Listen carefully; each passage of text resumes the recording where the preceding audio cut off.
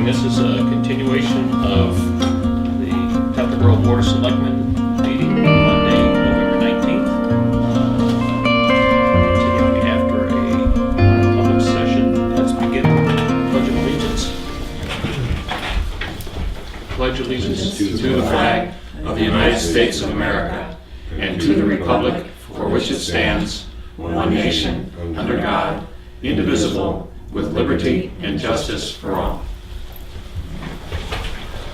Okay, is there any public input? All right, seeing none, let's move to review and approval of minutes. First is Friday, November 2nd.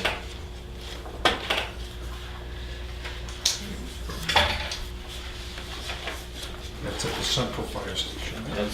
That's correct. I have nothing to add or change. I'll move approval. Second. All in favor? Aye. Aye. Opposed? All right, Monday, November 5th, public session. Minutes. Monday, November 5th. Yeah. That one. Yes, that one. Please. Yes. Right. Yep. Okay. That was our meeting at Levitt Lane. Were I'll these, move approval. these were non-public, right? These are public, and then These are these are the non-public meetings. These are the public minutes. Yep. So, all right, it's been moved. Second. All in favor? Aye. Aye. Opposed? All right. And then Monday, November 5th, the non-public minutes.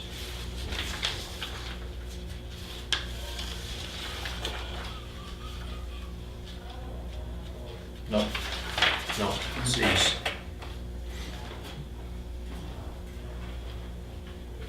I only have one change in it. No, you're looking at different, No. okay. In other instances, I've put here, even on the non-public, I've asked to be included that in public, I moved to that they be sealed. Just so it's a matter of this record and you don't have to have Yep. two pieces of paper. Yep. And that's just a procedural thing. Yep. He wasn't aware of it, but It is Right. at the bottom, isn't it? Isn't it the last sentence? It's as a courtesy, I included with this, a note on the sealed minutes. And there is, the very last Right. sentence. Okay, Yeah. huh? thank you. No, on the, oh, it is there, yeah, it's right there. I have Yeah. nothing. All right, I just want to double check. Yep, make sure it I is. don't overlook that. You're right. And I have, Normally we separate it so it's easier to see. I have no changes. All right, I'll move approval. Second. all in favor? Aye. Opposed? And I would say those should remain sealed. Yes. Well, they're also legal, so. Tuesday, November 6th, our marathon session. The 8:30, or is this? No, the public minutes, Yeah. the regular meeting minutes. I have nothing to add.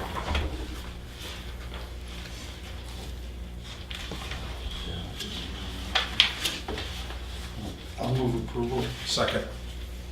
All in favor? Aye. Opposed? All right, and then the first non-public minutes, November 6th, 8:30 a.m. I have no issues. I'll move approval. Second. All those in favor? Aye. Opposed? And the second non-public. Same thing, no issues. Yep. I'll Nice move job. approval. Second. Nice job, Mr. Chairman. All in favor? Aye. Aye. Opposed? Okay.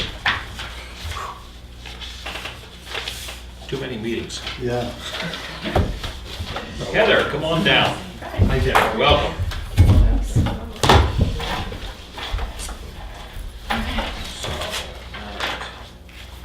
The budget exploded this year. Wow. So we're looking at 41 4140, correct? 4140. All right. That's us. So basically, I put together just a quick little memo, just kind of outlining some of the pieces where there was increases. Obviously, salary line items, just taking into account the selectmen's COLA amount and the 53 pay weeks. I also put in there for this year some increases in regards to the supervisors, the checklist, ballot clerks, and ballot counters. As I know you are all familiar with the election process, it is a tedious and time-consuming process with things constantly in flux as far as the laws and whatever else. And I think it's asking a lot for people to be there and to do some of this work for, $8.50 or whatever. So they're small increases, but I think it's something that I would like the town to consider possibly doing as we go forward to increase that amount. I'm not saying that these people are doing it because of the money, but I think that they should be compensated for their So time. you When did we last adjust the pay for those positions? The supervisor, the checklist, the ballot clerks, and the ballot counters, I believe that they were adjusted, it has to be at least 3 years ago or 4 years ago, where at the point ballot counters were being paid minimum wage, which at the time I think was $7 and something, $7.25, $7.50, and then we had gone up to the $8.50, and now I was looking at for $9.50 for the ballot counters. Ballot clerks are the folks that obviously check you in, they're responsible for checking your IDs and all the various things, looking at them for $10 an hour. And then the supervisor of the checklist going from $10 to $11 an hour. And that's primarily for their time that they're at the elections and any kind of required sessions by So you- RSA. Did you Go ahead. do the math on this? Did I? How's this gonna affect that line item? Well, it's affecting the line item for this coming year is not a great deal because we only have one election. Right. With a little bit of work that we're gonna have to do getting ready for a presidential primary in 2020. So I've got that broken down in regards to that is concerned. So going forward, yes, when we have the 2020 where we have 4 elections, how much, will it increase? I can't really give that number off the top of my head. I mean, the reason I ask is that Yep, you had 2166 last year. You're dropping that down to 1,024 for this year. and that's primarily Should we just, just push that number back up to, should we make that constant at 21? Or is it $1,000 impact? Is it a $500 impact? What is the? I think the bottom line is that it fluctuates based on the number of elections you have in a year. Right. So- Let's just look at 18 or 19. 19, we have 1 election. Okay. So I based it on the number of hours that they would participate in a So town you election. factored that $10 in? I did, Okay. I did, yes, I'm sorry, yes, I did. I Alright. factored those new Okay. amounts in there as far as that's concerned. So, and those are the numbers that I came up with based on the number of hours that they would work and whatever else, so. The only other piece that I was informed about at the annual town clerk meeting was that the state of New Hampshire DMV, currently they have provided us with 2 Lexmark printers, and they have serviced those and they have maintained those for us now for 10 years. And they have told us that at the end of their fiscal year, which would be June of 2019, that they no longer will be doing that they will be giving that ownership over to the towns. Lucky us, 10-year-old printers. So we have 2 of them. My concern is, although knock on wood, we've had great luck with them so far, that it is possible that we are going to have to replace one of those to start off with, maybe even both of them. So I did put in some money in So you regards have to that. $500 in there for. $500, right. We would try to run them as long as we can, but bottom line is if it starts to go, or I have to have something that I can get in there quickly in order to be able to replace it, otherwise I'm down a workstation. So So are we limited to just the printer that the state says we can have? we have to, it doesn't So have to be this I- Lexmark, but it has to be a certain printer that is, and they're gonna give us all the specifications. So I think that we can probably get it cheaper than the $500, but they had given us that as a budget amount. So have we paid anything for this printer in the No. last 10 years? No, So I'd encourage Yes, the we- Town Clerks we- Association to call this what it is, which is an I know. unfunded mandate. I agree with you on that. And if the I know state's that, gonna pass expenses down to the town right, without concurrent money involved, maybe a little more money for the registrations, right. then, I mean, I think the town clerk should probably I'm scream a little bit. thinking that they probably have, like I said, that kind of dropped that on us just at the last meeting when we were there in October, Because what's a new so. printer gonna cost? I'm thinking no more than $500. But it does have to be a laser printer that can print a barcode, and it has to have 2 trays. So there are certain specifications. There are some towns that do not have the state browser system like we do, who have had to get their own printers, and they have said that they're able to get them sometimes for around $350, And is there sometimes less. software cost as well? No, because the state provides the software that we use, so there's nothing there. The only thing we have software costs is for our e-registration, which is what we pay separately.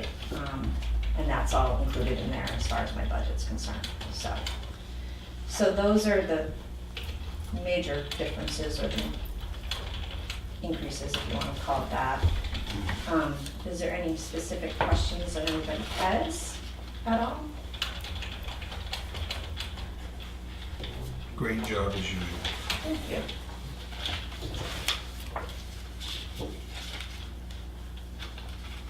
Hmm.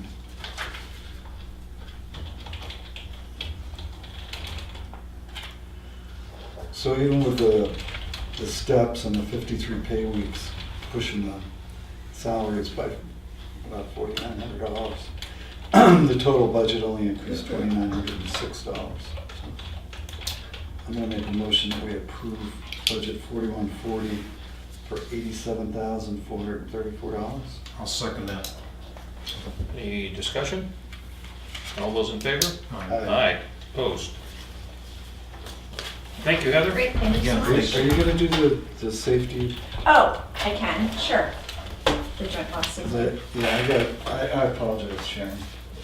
I Yep. just got my lunch handed to me by the budget committee, that we didn't have enough budgets for them, so. Yeah, that's not a problem. Yep. The only thing I would just add for that budget, we haven't historically really spent too much of that. I think we have like, what, $150 or $100 or something that we have? $150. $150.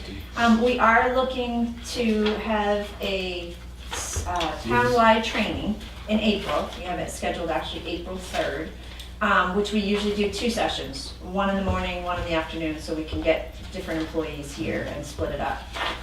It's not that it costs anything, because we get it through Primex.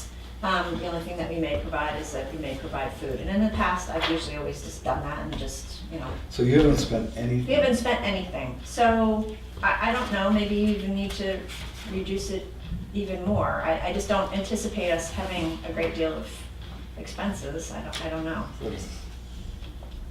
Any additional training or Most of the, surveys or bringing in a professional or any of that sort of can thing? you see any of that happening that we need to right now? I don't think so. The only thing that I can envision is if we had some big injury situations that raise the flag on, geez, we got a problem that we have to deal with here. Right. So there's somebody from the outside to help us deal with it. Right, We've been fortunate that we haven't had a lot of right, injury issues. right. And And like boiler inspections, things like that are all taken out of from like government buildings, right? Yes, they So are. we don't have Right. to worry about And how that. many people are on the joint loss safety? we There's have about half 7, dozen, yeah, there's 7, I think. There's 7 of us all together, representing the All different the different departments, departments. elected officials, administrative, selectmen.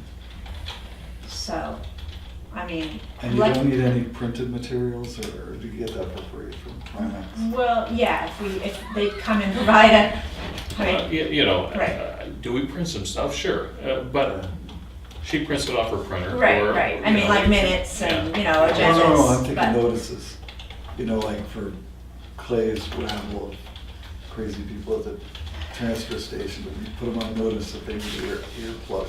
Oh, yeah, and most of the stuff we do in-house, like if you have to do like a microwave and use sign or something like that, we just print it out here and then we laminate it with Jack's thing, so. And we've got pretty much all that stuff in place after those first couple of years, and we've had one inspection by the Department of Labor that we did fairly, we did well, actually, on. Yes. Right, and they So- pointed out some issues and we Yeah, made some and we changes. made some right? changes, yeah, so, when they'll come back around again, I mean, that's anyone's guess, but. So our budget has been $150 and we haven't been spending any. It's my opinion that we ought to have something in there, even Yeah, if we yeah, spend it's- nothing. So Yeah. if you want to, I guess I'm ambivalent if we want to drop it to $100 or something, but A Pyrrhic victory. I think So- 150 is probably fine. again, it's not a budget buster and. No. It's there, I guess, if we and, should need it, but. And you're We not seeing did any hit- need coming up. 4 years ago, we did No, have no. $15 of expense, so. I think it might have been that I got drinks or something for a training. That's the only thing I can think of, but yeah, that's probably what it was at the time. Do you have a motion? Is it $1.50? I guess I'll move the approval of that line, it's not the whole budget, but 4199-02690 for $150. I'll second that. Any further discussion? All in favor? Aye. Opposed? All right. Yeah, Do we you're want to welcome. deal with the Thank other you. line in I here? was just gonna say, I do. So we do the whole budget.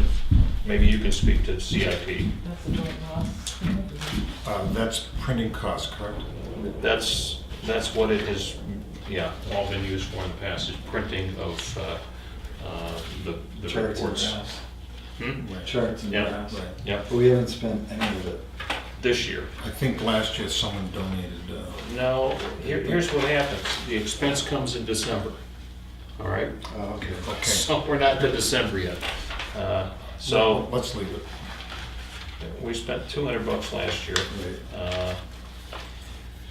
And again, I suppose we could adjust it down, but And we've stopped having a contingency, just to continue this.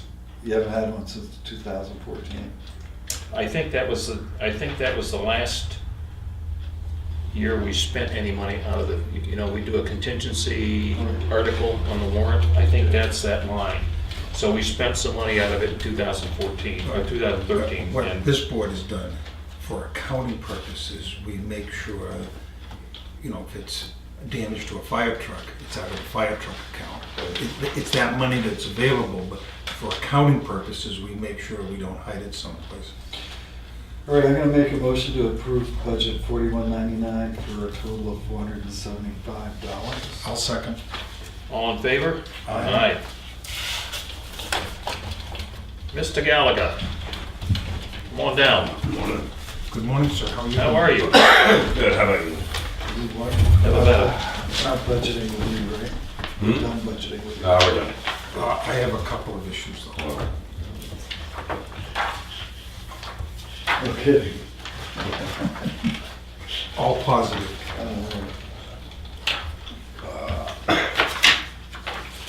On the sheet there, the specific wrap-up lists all the movements on page 1 and 2. The monthly totals are 11 solid waste compactors, and the highest we've had to date, 21 CD containers, 2 plastic containers That was for the month? for the month of October. Wow. And the highest we've had before was 14. So we got a lot of movement. Now, just as a snapshot, I'm doing that test program for weights, and just off the cuff, it cost us $15,700 for a CD. And if you look on the right, we collected $14,385. Now, that's minus $984 for scrap metal out of that. 35. So you're looking at 13.5 against 15.7. That does not include money that contractors owe. And I've got a couple of contractors that are sitting on $450, $500 that they owe. So we have receivables and stuff? So we have receivables to come in. So if it costs 15.7, we probably collected around 14.5. So we're pretty close. Yeah. We're a lot better than We used we to be. were. So that program appears to be, So year to date, we're at 79. well, year-to-date 79.6. Yeah. And with good luck, we'll collect 100 hopefully. So this is just through October. This is just through October. We got 2 months left, November, December. And any pushback On the prices? on the signing up? Oh, we haven't instituted that. That's at Minuteman Press right now. I've got a couple questions for them about how to set the pad up. And then I've got to figure out how many are we going to go through Right. versus the cost. Because right now, we're looking at it, a normal sheet of paper with perforation, 2 on each page with duplicate. And that is a lot of information to write down every time someone walks in and somebody else is waiting to be served, and you're, so I've got to fine tune that. And again, there's a cost to having those pads made, so. Yeah. Not complete on that portion of it yet, but, we had 2 scrap metal pickups, 15.8 tons, $984 in revenue. 1 pickup of used motor oil. There's no revenue for that, but no cost. We have 1 Freon propane pickup, 9 propane tanks, 44 Freon tanks. And the cash revenues, approximately $79,000. Where are we getting 44 Freon tanks? They come from barbecue grills. Oh, really? Yeah, people that, once they expire, and a lot of them Freon. expire. Not propane. No, Freon, it's not Freon tanks, it's Freon units. Sorry. So is that refrigerators? Yeah, refrigerators, freezers, wine coolers, water coolers, dehumidifiers, all have Freon in them, so. So all domestic use, not. Right, not and industrial. there's a cost of $10 per unit to get rid of them. The next page on this is the wrap-up, the last page. And the information there, you can see, if you look at the 3rd and 4th column, the first column is a monthly total for October, the second column is a previous balance up to October. Add them together for the 3rd column, that's the year-to-date, and then the column that you wanted added in there last year through the end of October. So you can see what kind of increase we've had. A little bit on solid waste, expect that, but you can see quite a bit on construction debris. So we have 2 more months of collections on that. So based on what we know now, That are projected your budget numbers sounds. are your numbers for next year good, or do we need to adjust? I think they're good as of right now. Well, let's make sure by January that we look at them again Right. before we go to budget hearing, if we need to adjust them. Exactly. So on It's the, always easier to adjust it up before the budget hearing and before it goes to town meeting than when it is on the floor. on the used oil, Right. Use motor oil? is there a cost to No, us? no cost at all. 'Cause We are a we've state. doubled that amount. I mean, you were at 445 last year, and you're at 835 this year, Um, gallons. I don't know what the three. That's what's left. Did you have some at the end of the no, year? no, that no. didn't This is a used motor oil that's turned into us. Right. go? Yeah. Okay. And there's no market for that? The last year we had, no, we can't, we're mandated, we can't sell the oil, we can't get any money for it, and we can't collect it and give it to somebody for use in, like, use waste oil burners. If we had a Where does it waste oil go? burner, we could use it. Where does That it go? goes to, Carroll County Oil, I believe it is. So okay. There's- We're there's- mandated that we can't. Right, yeah, profit. there's strict rules on the towns collecting used motor oil. And one of them is we cannot collect from commercial establishments. Correct, absolutely. Only from residents. Only from residents. We're a pass through. Yeah, right, So we don't become part of that. right. Yeah, we give them the oil, they go back, they clean it up, and it's used for, I don't know, Put in furnaces. maybe low income, Let's put in furnaces, yeah, industrial furnaces. yeah. But we don't, we're not allowed, it's part of the hazardous waste, minor hazardous waste material. There's very specific guidance on what we have to have. It's like painting cans, Right. your hands are tied. Yeah. Where does it go? You said Carroll County? I think it's Carroll County. I'll have to. I'm gonna buy a sheet. It's a company? Carroll County. Yes, Carroll County Oil. Carroll County Oil, It's they a have- commercial, They have an oil recovery service division out of their.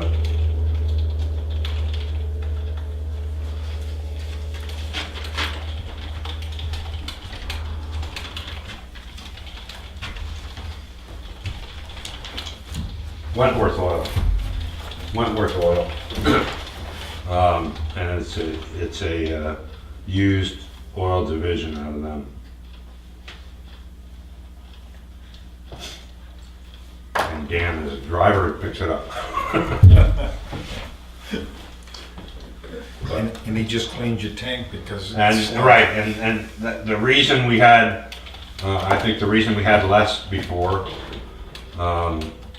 that may be a typo because we've had 3 pickups, and that's a significant amount less, so it may be a typo. However, prior to this year, we couldn't collect as much in the tank because there was sludge in the bottom of the tank. So we, 250 gallon tank, we were only getting 160 at a time. And by the time we call them and by the time they get out there, there's always a huge delay because that's a special truck Right. and they don't take it out that often and then to match our schedule. So that may be why there's a difference, but that also may be a typo. I'll check and see on that. All right. Budget is complete.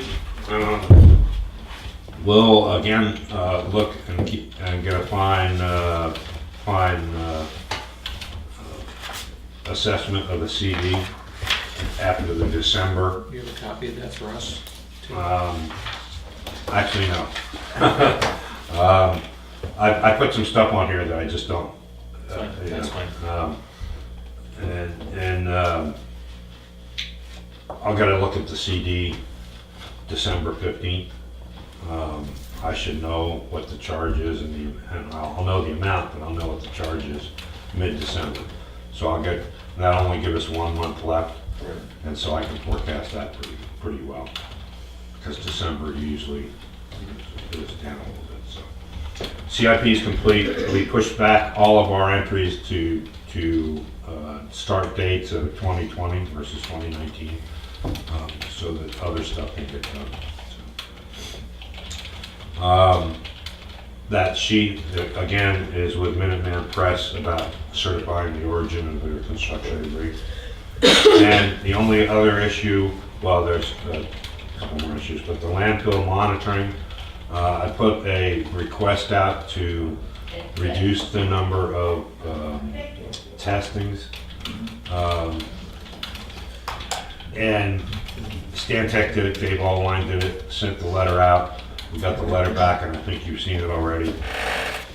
It just, in the past, when we reduced the number, it was at DES's request. And this time, that person is retired and gone, and now you have to change your application, you have to change your permit, you have to change, and we don't want to open up. Diminishing returns. We don't, yes. And Stantec speaks the language, they do it well. So I recommend we just leave it as is. And the budgeted amount I have in the budget was to leave it as is. Yes. That we'll consider closed. I'm working with brush. One of the issues I know that you want to bring up is the brush issue.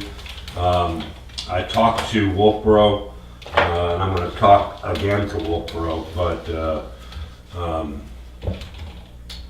I need to find out two numbers. They have this big grinder that they can bring around, Tub grinder. tub grinder, and I need to know the specific costs of that.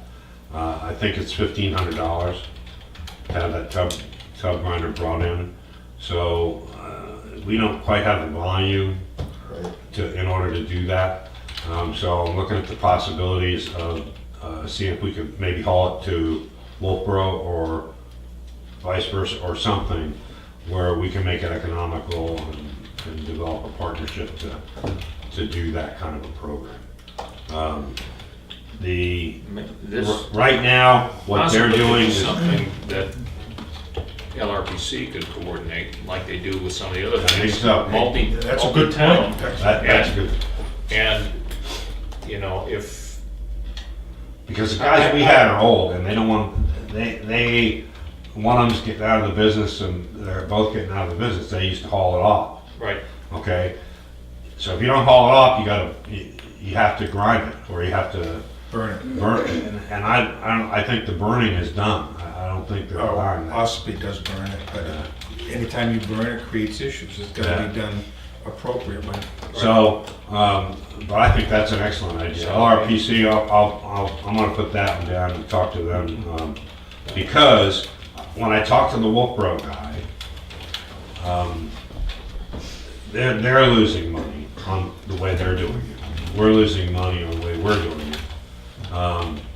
So, you know, if we can come up with something better, and maybe get a consortium or get, like, you know, numerous towns involved, and maybe someone will come out of the woodwork and be able to come and haul it and for a set price, do it just like we did the glass, yeah, you know? yeah. Or, you know, it may be that you can contract for a number of towns and have this thing just make the circuit. Well, here, grind this, you know, and string together a number of days and it becomes more economical. Even if they're going one location to the other, then call a guy, brings a tub grinder up from Seabrook, right? Right. It takes half a day to get here, spends half a day grinding, takes half a day back, and you end up paying a day and a half for a half a day's worth of effort. While I'm thinking about this, before it slips out of my mind, I've been asked about shredding documents. I think it's been mentioned to you before. That, in my view, is something else that maybe LRPC could look at. Absolutely. So, you know, coordinate thing, Make it maybe fun. something they could set it up where when they do the hazardous waste days, you've got, if you have Off on the side is personal documents that you want to get shredded, you can take them to the site and they can do it, and you end up, there's a cost associated with it, but. I talked to Marion at the post office about that. And we looked into that a long time ago. It was far too expensive for us to host doing something like that unless it's, again, that would be another issue that maybe LRPC could come up in concert with hazardous waste days. You know, they have to save the material but bring it up then, just like the pill tournaments. Once in the spring, once in the fall. Yeah. And in some communities, I'm aware that banks that are there will host days where residents can bring stuff. And of course, they do this with the shredder trucks on an ongoing basis, so it can be more economical. But as you said, you get shredded to come up, spend a day at the transfer station, and we're a one-off, and we're you know, it's and you pay the long dollar to get it. Yep. I'll talk to Dave and over at LRPC about those two issues specifically. The last thing, talk about the swap shop just a little bit, not much, hopefully. We're looking at the possibility of starting a test program sometime next year. I would like to close the swap shop down in the beginning of December up through the beginning of April, just for the weather. I mean, there's not much use in the wintertime. It's very unsafe anyway. It's cold, it's freezing cold, and the floor is always an ice thing inside there, and it's just an accident waiting to happen. I didn't say this to you, but I was there twice this weekend.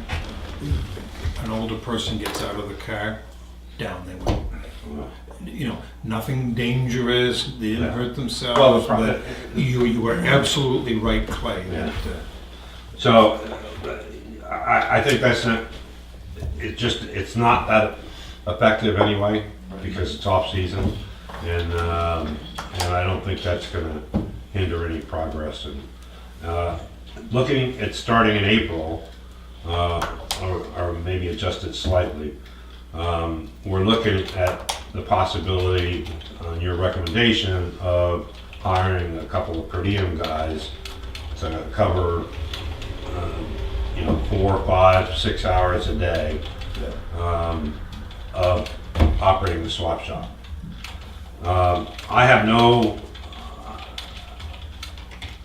The issue I have is, what is the objective of having somebody over there? It's to operate it efficiently and safely, which we do anyway. But operate it efficiently, safely, and prevent items that are not supposed to be in there from getting in there, which is losing revenue from the other areas where it's supposed to go. That's why it ends up in there. So my analysis of the test program, if we do this, is going to be, if it doesn't reduce the illegal items and it doesn't reduce the loss of revenue by taking 4 or 5 front-end loader buckets a day out of there and dumping it in the CD, then there's no sense in having it. Sure, that makes sense. Okay, so the program would go for a short period of time. The reason we have that is because we don't have negative interactions with our customers. Just to be honest and right up front, no one likes to be told the stuff they want to put in there is junk and it needs to be thrown away, and oh, by the way, you need to pay for it. Hence, you get into arguments, and arguments make it not a friendly place to be, which is against our mission. We want it to be the friendly place to come. But at the same time, we have to do something. Right. So, I worked on some figures, can I run them by you? sure. I put down $14 an hour, that's approximately, that's halfway between the first step and the second step for per diem per hour. I said 4 hours a day times 4 days a week. And basically it would start during good weather, which is from town meeting on.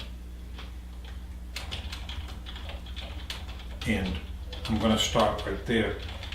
I think someone did some figuring that a conservative estimate is the town is losing about $6,000 in income when stuff gets inappropriately put over there and your guys. Yeah, you get TVs, you Okay. get chairs, you get all kinds of stuff. So I was gonna compromise and ask that we add a line for $4,000 labeled swap shop. Can you think about that? And that would be for the labor? That would be cover the labor, yes. Yeah. Can you think about it? Sure. I don't wanna hit you cold here. Sure, and the other thing I don't want to do is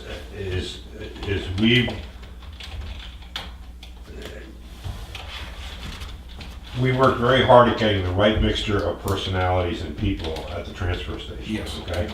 I don't necessarily want to take somebody that's already on our books from our per diem force, which we critically need in the summer. Yes.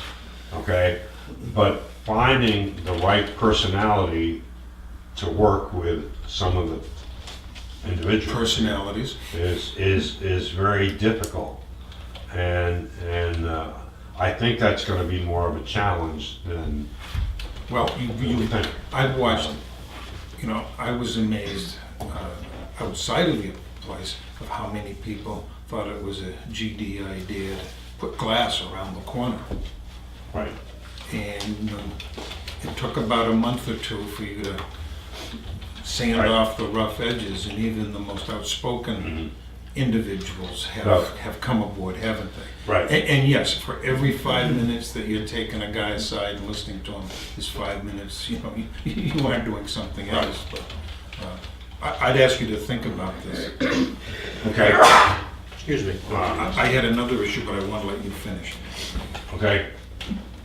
So the test, the test program would go for a fairly short period of time, I think, before we would realize whether or not we're still hauling the same amount of junk out of there and it's working or not working. There's no sense in paying $14 an hour, 4 hours a week, for not getting the desired result. I've seen a lot of times, Excuse me. but In compounding your problem though, I mean, let's say you want to put up a 6-week trial period or 8-week trial Right. period. Who are you gonna hire? well, exactly. You know, I mean, Well, anybody, if you could find that perfect employee to fit into your mix, then you need to just plug them in. exactly. But if you can't plug them in for more than 8 weeks, I think you're really setting yourself up for. It's almost like the lifeguard issue. Right? Yeah, it's a lot like Yeah, the lifeguard issue. That's very much so.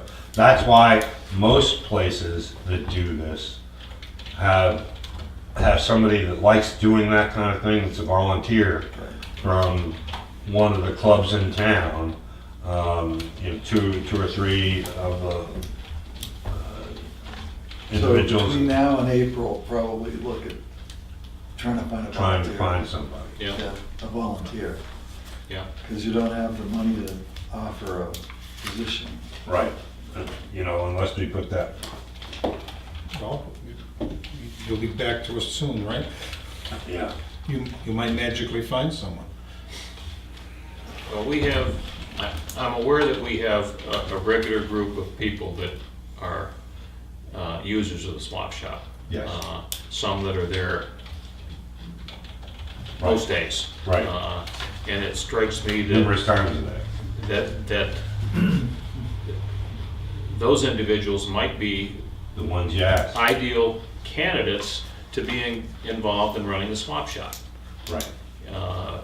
I'm aware of swap shops that are run by volunteers that work well in other towns, but as we've discussed before, unmanned swap shops generally devolve into the kind of issue that we have, which is people see that as a place to dump off stuff that might be Right. usable, but nobody has any interest in. I got a 26-inch tube type television set and it still works, okay? Yeah. So I'll take it to the swap shop. Well, nobody wants one of those, so the town ends up putting it in the electronics, paying to get rid of it, and we haven't collected the Money to get rid of it. $10 or $20 or whatever it is that Right. it costs to offset that. So, anyway, that's just a thought that our regular swap shop users might be an audience to get engaged with respect to being the attendant. Right. So, but And you gotta be I agree careful. with you that we need to do something different than we've done, because the problem is not gonna solve itself. And there is goodwill as far as reuse, recycle, reuse. Those 2 words go hand in hand. Yeah, and the other thing you're gonna get, a lot of times the frequent people there are trying to subsidize their own business of buying and selling stuff, which, you gotta watch out for that too. So, I know it's getting late, I have another thing. okay. Knew I was gonna bring this up. You've already had 5 or 6 instances where roadside trash, litter, someone shows up and there was a couple loads of construction debris, Right. okay? And there is no line in your budget, and I'm gonna call it roadside. You just had a family that. Well, yeah, we got Jim Beam bringing stuff in, we got state guys bringing stuff in that they pick So up. I was going to ask permission to put a $1,000 line, and for lack of naming it, I called it roadside. what happens is Roadkill. people pick up Sure. mattresses and bring them up, and that- you're expected to pay for them. Yeah, the people that came in that 2 months ago that complained about the roads with the gate across the front. They were here this morning. That's 3 Yeah, loads. yeah, there was 3 loads that came out of there that somebody paid, that you paid for. Yeah. And then there was another load of trash on Glen Pond. Right, we do get an amount of that, and we get periodically things that are done in the fire station or in the town hall or something, and, obviously that goes into that construction to be cost. Can we revisit that at another meeting when it comes in? Yep. At the next meeting? And I have a question for you. At the budget committee, Guy Pike gave some figures. One was $43,392. Did he say because we don't have scales, that's what we're missing on income? Yeah, he did a pretty simplistic mathematical calculation about if we charged market rate, what would the Right. revenue figures be? And that's the difference between the 5.3 cents per pound and 8 cents a pound that's charged. That, a large chunk of that is. Now, what was the 118,098? He said it was $1 million, and you moved the decimal point over. What was that He's about? charging for getting rid of trash. This is a service that we provide, that's part of being a town. Yes. Right. And having a transfer station is part of that. Part of It's what sort your, like part of what your your taxes property pay for it, taxes right? pay for. our taxes pay for Yeah. that. So to expect Clay to operate a profitable business out of a transfer station, I think is missing the point a little bit. Correct. If If you subtract the MSW out of it. if you push the fees up there, Right. you're gonna encourage people to drop things off-site, which is Right. not a good thing. And then on the scale issue, the one part that got sort of neglected was, so you spend $80,000 on a scale. What happens if in Waste Management's business plan, they change and say, well, we're missing out on this stuff. I think what we'll do is we'll drop the cost of our roll-offs by $10 or $100. And now all of your municipal waste is going into those roll-offs, and you've got an $80,000 hole to Yeah, fill. we have a white elephant. Right, so, I mean, That's, it shied me away from, initially when I looked at it, I thought this would be a good deal. yeah, And the numbers can get scary when you look at the effects. The economy goes well, down. yeah, assuming that everything's gonna be like it used to be, it's not the way to do a Right. business model. Seeing that Just with all since kinds of stuff. Just since But, you've yeah. been re-elected, Did I get the environment has changed 2 or 3 times. The glass, a big one, and it's changing even more. So I'd be reluctant just to revisit your $1,000 line item for road trash. I'd be reluctant to push in Clay's budget unless he can come forward with a hole that needs filling. So if You could do the same thing by adding $1,000 into the CD line. right, Right. Okay. So, So- and but we haven't gotten to that point yet, I don't think. That's what I'm your gonna see. budget is based upon what we've historically seen, and you're gonna take another look at it, which includes stuff that gets dropped off that somebody's put on the road. So we're not getting the revenue from that mattress that gets dropped off because it comes from the roadside. But we've already factored that expense in to the budget line. Right, well, if you look at this sheet on the second page, you can use the bottom of the sheet for that. That first column, the second page, the first column, 10,019, that's the cost of MSW. The second column is the cost of CD, 15,700. The third column is the cost of plastic containers, the recyclables, extra stuff, 1,900. The fourth column is the total revenue in. So you can get a good idea. That's why in the snapshot I can say CD cost us 15,700. We collected 14,300 minus the 984 for the metal, plus whatever contractors owe. And that gives you a pretty good snapshot of how we're doing. Because that includes the TVs, that includes all the other stuff. And I'm reluctant to start, I mean, just to Yeah. beat this dead horse to death. I'm reluctant to start charging by the bag or charge, because that's just an additional tax. Yes, it is. I'd rather pay my taxes twice a year than pay them every week at the transfer station. Right. So, Well, that, in my mind, the easiest way to look at it is we're mandated by the state to provide the service to get rid of trash. For residents. MSW, the compactor. For What goes in the compactor. For residents and not businesses.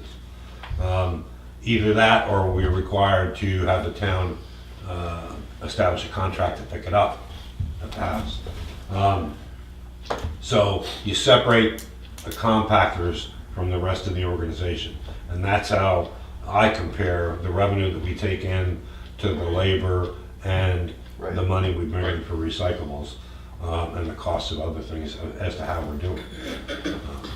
And it's as close as we can move up it's to an offsetting. exercise in efficiency, that's all it is. Exactly, exactly. It's not we're not in Right. a revenue making And, business. and you can judge, you want more manpower, less manpower compared to that number Right. Right. Okay. versus the other. Thank you. Thanks. Nice work. Thanks, Clay. Appreciate your efforts. Okay. Chief Shiguri. Is he off fighting crime? Huh? He's sitting in Oh, no, the he's ante room. Yep, he's, not fighting crime. no. Good morning. Morning, Chief. Thank you. Thank you. Thank you.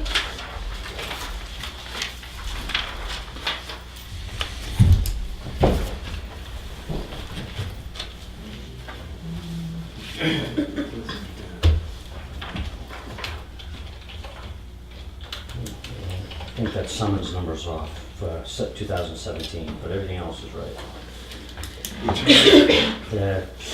Under the 2017 column for summonses, I think that number's off.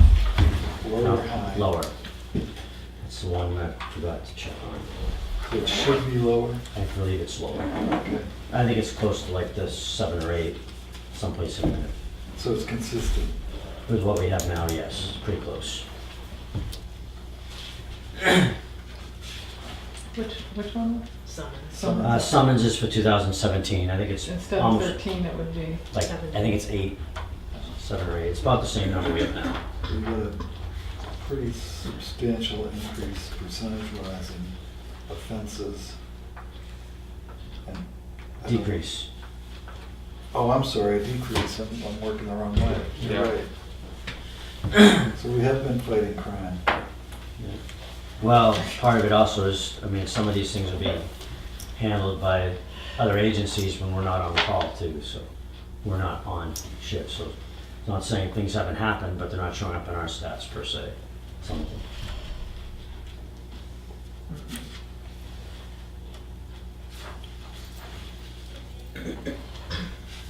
And the community event on the 3rd was what? I don't recall. I was looking at it and Did you have fun? the sergeant handled it, and I know he had, I can't remember what it was. I thought it was Bike rodeo? huh? Bike rodeo? No, that's in June. I thought it was Night Out, but that was August. I can't remember what that was. I noticed, I checked the log and he was, I couldn't finish checking the log though. I was good checking phone Yeah. messages, so. Have you come up with a drug take-back Amount? system that's efficient? And we had a discussion a while back about Well, right drop now, boxes and that sort of thing. drop boxes aren't practical the way our system is set up here. Right. So, we So do when the you twice do a it- year take back with DEA. So when you do a drug take-back, that requires me as a citizen to come to a group of uniformed police officers and give them my drugs. You put it in a box, I don't see what it is. Okay. It's up at the transfer But station. it's not a anonymous event. I guess not. It's, I don't ask for IDs or anything. No, I know, but it's still, there's Yeah. still an element of, All right, there are, if I remember correctly, in Wolfboro and in Moultonboro, there are Drop boxes. Drop boxes. In their lobbies. available anytime for Yeah. anybody to just drop stuff in the slot, which is a little more Sheriff's anonymous. Department has one too. Yeah, and I don't know about the pharmacies. But they have to be recorded anyways, so it's not totally anonymous. Right, and this is prescription drugs, it's not. It has to be prescription drugs only, no liquids, no aerosols, and no illicit drugs. And no needles. Oh, No needles. so how do we get rid of our needles? You put them in a tied bottle, like a heavy-duty bottle, and seal it up. Is that available to IV drug users? I mean, how does They usually that- have a sharps container if there's somebody that's Okay. using, well, IV drug users, well, they're probably gonna go through an exchange maybe, certain service program. They're probably not gonna throw them out, but if they do, they're gonna, they're really, yeah. That's what's available in the state anyways, different places. Yeah, and we haven't stepped up to do anything different than what the state's doing. I mean, I don't know how big the problem is, I hear it's an enormous problem, but, I mean, would there be a reason for us to provide more services?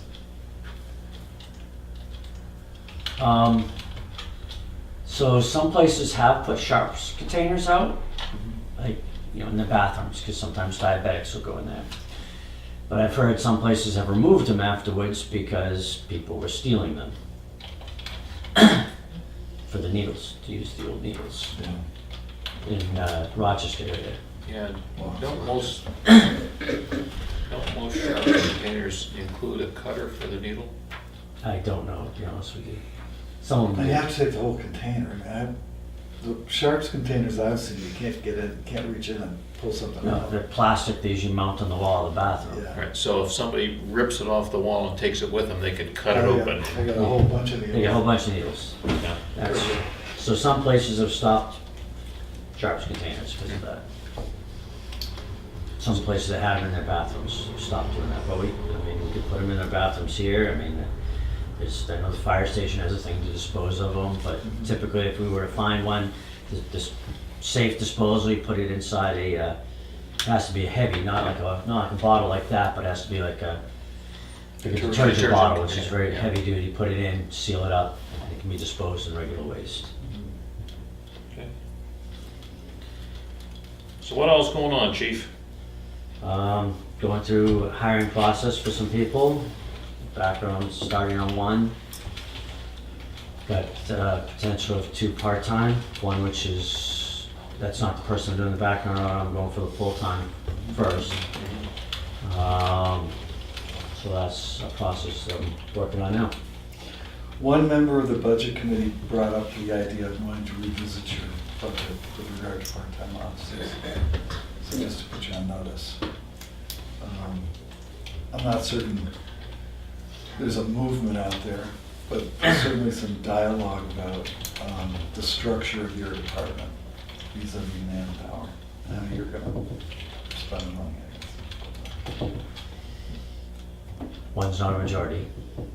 No, not yet, not yet. And as a vote counter, I didn't see a majority there, but I also didn't hear the argument Yeah. for or against, so until that a happened. motion to reconsider failed. It was a 3-3 vote with one. Well, it was motion to person reconsider the absent. line, and that was gonna fail anyway, because we don't, Right. it would have to be to reconsider the whole budget. Correct. And I think you're going back in at some point, Okay. so just, All right. yeah. I'll wait for the chairman to let you know on that, because he Okay. may decide not to, but I know that happened, so rather than getting blindsided, at least, you know. I appreciate you that. defend it. And How about your full-time officers? How are you coming on that? Well, that's what I'm saying, that's the one I'm starting Oh, I the thought it was a background on. part-time. I have 2 people who applied. So we had 4 people. One dropped, but another one came back as, another person came on as a potential part-time. They already work full-time someplace, so they're not gonna be able to do a ton of hours, but they're gonna be able to do some. But they're full-time certified, which would, and I think would be a good fit. There's another person is interested in full or part-time. I was considering this person for part-time, but this person also is in a process somewhere else for full-time, so that's where they really want to be, so that might not. They're pan not a out. candidate for your full-time spot? I already have somebody else that's a candidate for that, Okay. that's full-time certified. This other one is not certified, would have to go even to part-time academy. So, So you have one candidate for the full-time spot? I have, so basically I had 2 people, and I chose one out of those 2. Okay. And you think? And that- actually- To go to the next step, To which go to is the next step, make which is sure a that they're conditional clean. offer. Right. Right? I can't do a background or any of that stuff until I give them a conditional offer saying, and I know some places give out multiples, I don't believe that's appropriate because I see it as a binding thing saying, if you pass, we will hire you. So I don't know how you can, I know some departments give out like 2 or 3, And the first one back is the guy that wins, huh? I don't know how they come up with that. But anyway, so I had 3 people that passed the physical test and passed the oral board. I chose one that was full-time certified, the other 2 were not certified, to give the offer to that person. The other 2 were not certified, which weighed in part of my decision is to go that route. So then you give a conditional, I give a conditional offer, then I can start asking, and then I get a release of information, then I can start asking more probing questions than I could.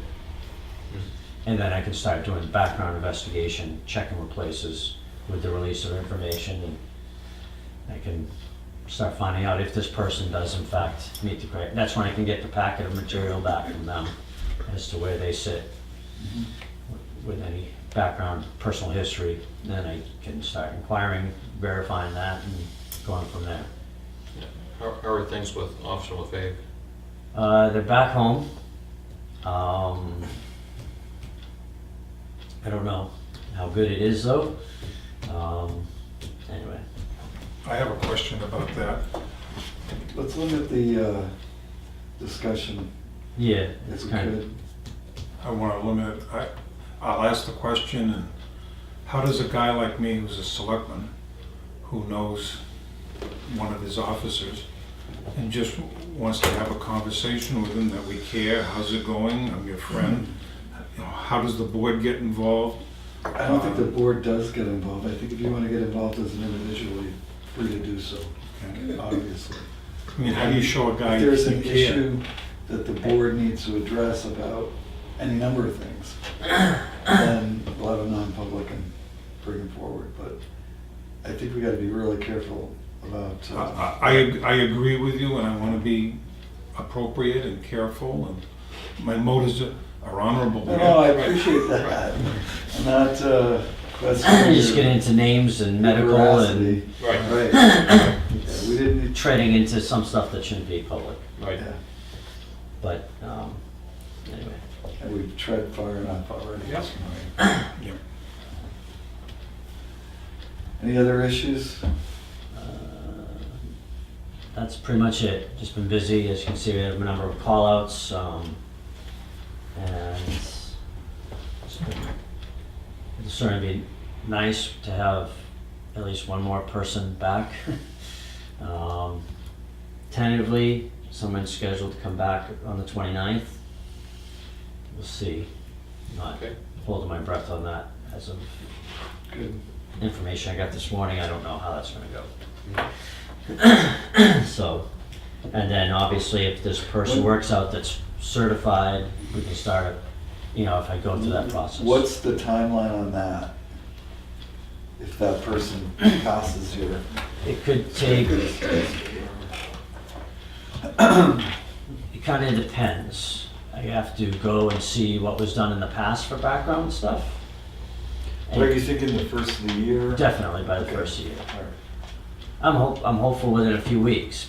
I mean, it's not a huge ton of stuff to So do. it's not March or, Hopefully in the next few weeks I can. excuse me. If it doesn't work out though, the other two are not certified, so we're looking at someone that wouldn't go to the academy till May. Right, but you're still actively working part-timers at that point. One. One part-timer at least. And the other one would have to go to the part-time academy, which starts, I think, in January, February. Part-timer academy, I should have gone to that. There you go. Yep, yep. One night a Well, week, you've a got your weekend. hands full for sure. So yeah, so I'm trying to do those backgrounds while we also have to finish out the end of year training. We have to do our firearms, we have to do our use of force, and we have to get our hours in. Plus we've got some vehicle maintenance stuff to get done before the end of the year, which we have to jockey cars around, so. Speaking of vehicles, Yes, it was observed to me the other day when they were clearing snow out here that if we can consolidate where we're storing vehicles, I did. make it easier for getting. I moved it over. Huh? I moved it over. Yeah, but I want to say, was it Friday morning, there were 2 vehicles stored here, Yeah, and they weren't together. Right. One was here and one was over here. yeah. So it makes it more difficult to clear the snow. And Whereas if you park them side by side, it makes it, Yeah, I got the Honestly. message and I moved it over. Oh, Or okay. it's already done. okay, Is great. is it appropriate to see if we, the selectmen and you collectively ask, is there a place where they can be housed temporarily so they're not vandalized and not open to the weather? What are your thoughts on that? I mean, I personally would investigate that, but only with people's blessing. Do we need to, I mean, Uh, how often do you use them? Well, I've been trying to rotate them because we had a battery that was dead on one, and so I've been rotating them The around. mice get in there. Yeah, squirrel chewed one of the brake hoses, Yeah. so That's I've one been of those- rotating around. Was that an offense? Is something to be investigated or is it not worth it? I think we'll wait for the chief to bring back. Yep. Yeah, a motion. hopefully hopefully it's not gonna be an issue, because hopefully somebody comes back on the 29th, and hopefully we have the other position filled soon, so. So we've got folks coming in on the police facility, are you here for that? Yeah, I'm here for that Yep, too. they're right here. I assume that. Yep. Yeah. Okay. Thank you, Chief. Come on up. Hi, I'm Lloyd Wood. Judy Johnson. Hello. Bill Markison. Judy Johnson. Nice to meet you. Nice to meet you. Very nice to meet you. Sorry I missed you on Wednesday. Yeah. Definitely nice to meet you. Manchester. Well, That's the chief. it was a busy day for sure. Yeah, there's a lot going on.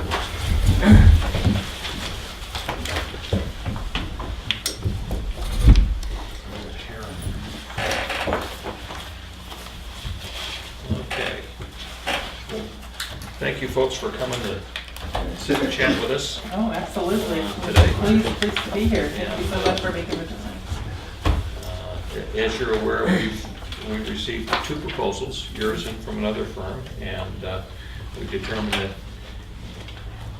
it would help us with our process to just do a little sit-down meet, chat, get to know you a little bit. Sure. We'll be doing the same thing with the other proposer, and then we'll go forward with the process from there. Excellent. So, Do you know if you wanted me to say a little bit about what Harriman, yeah, about yeah, Harriman? yeah, why don't you start us off? and then- Just a little bit of background. First of all, Harriman, we're an architecture and engineering firm. We have 4 offices. Will is located in the Portsmouth office here in New Hampshire. We also have a Boston office, and then 2 offices in Maine, one in Auburn and one in Portland. And I'm actually out of the Portland office, so it's actually easy to get over here.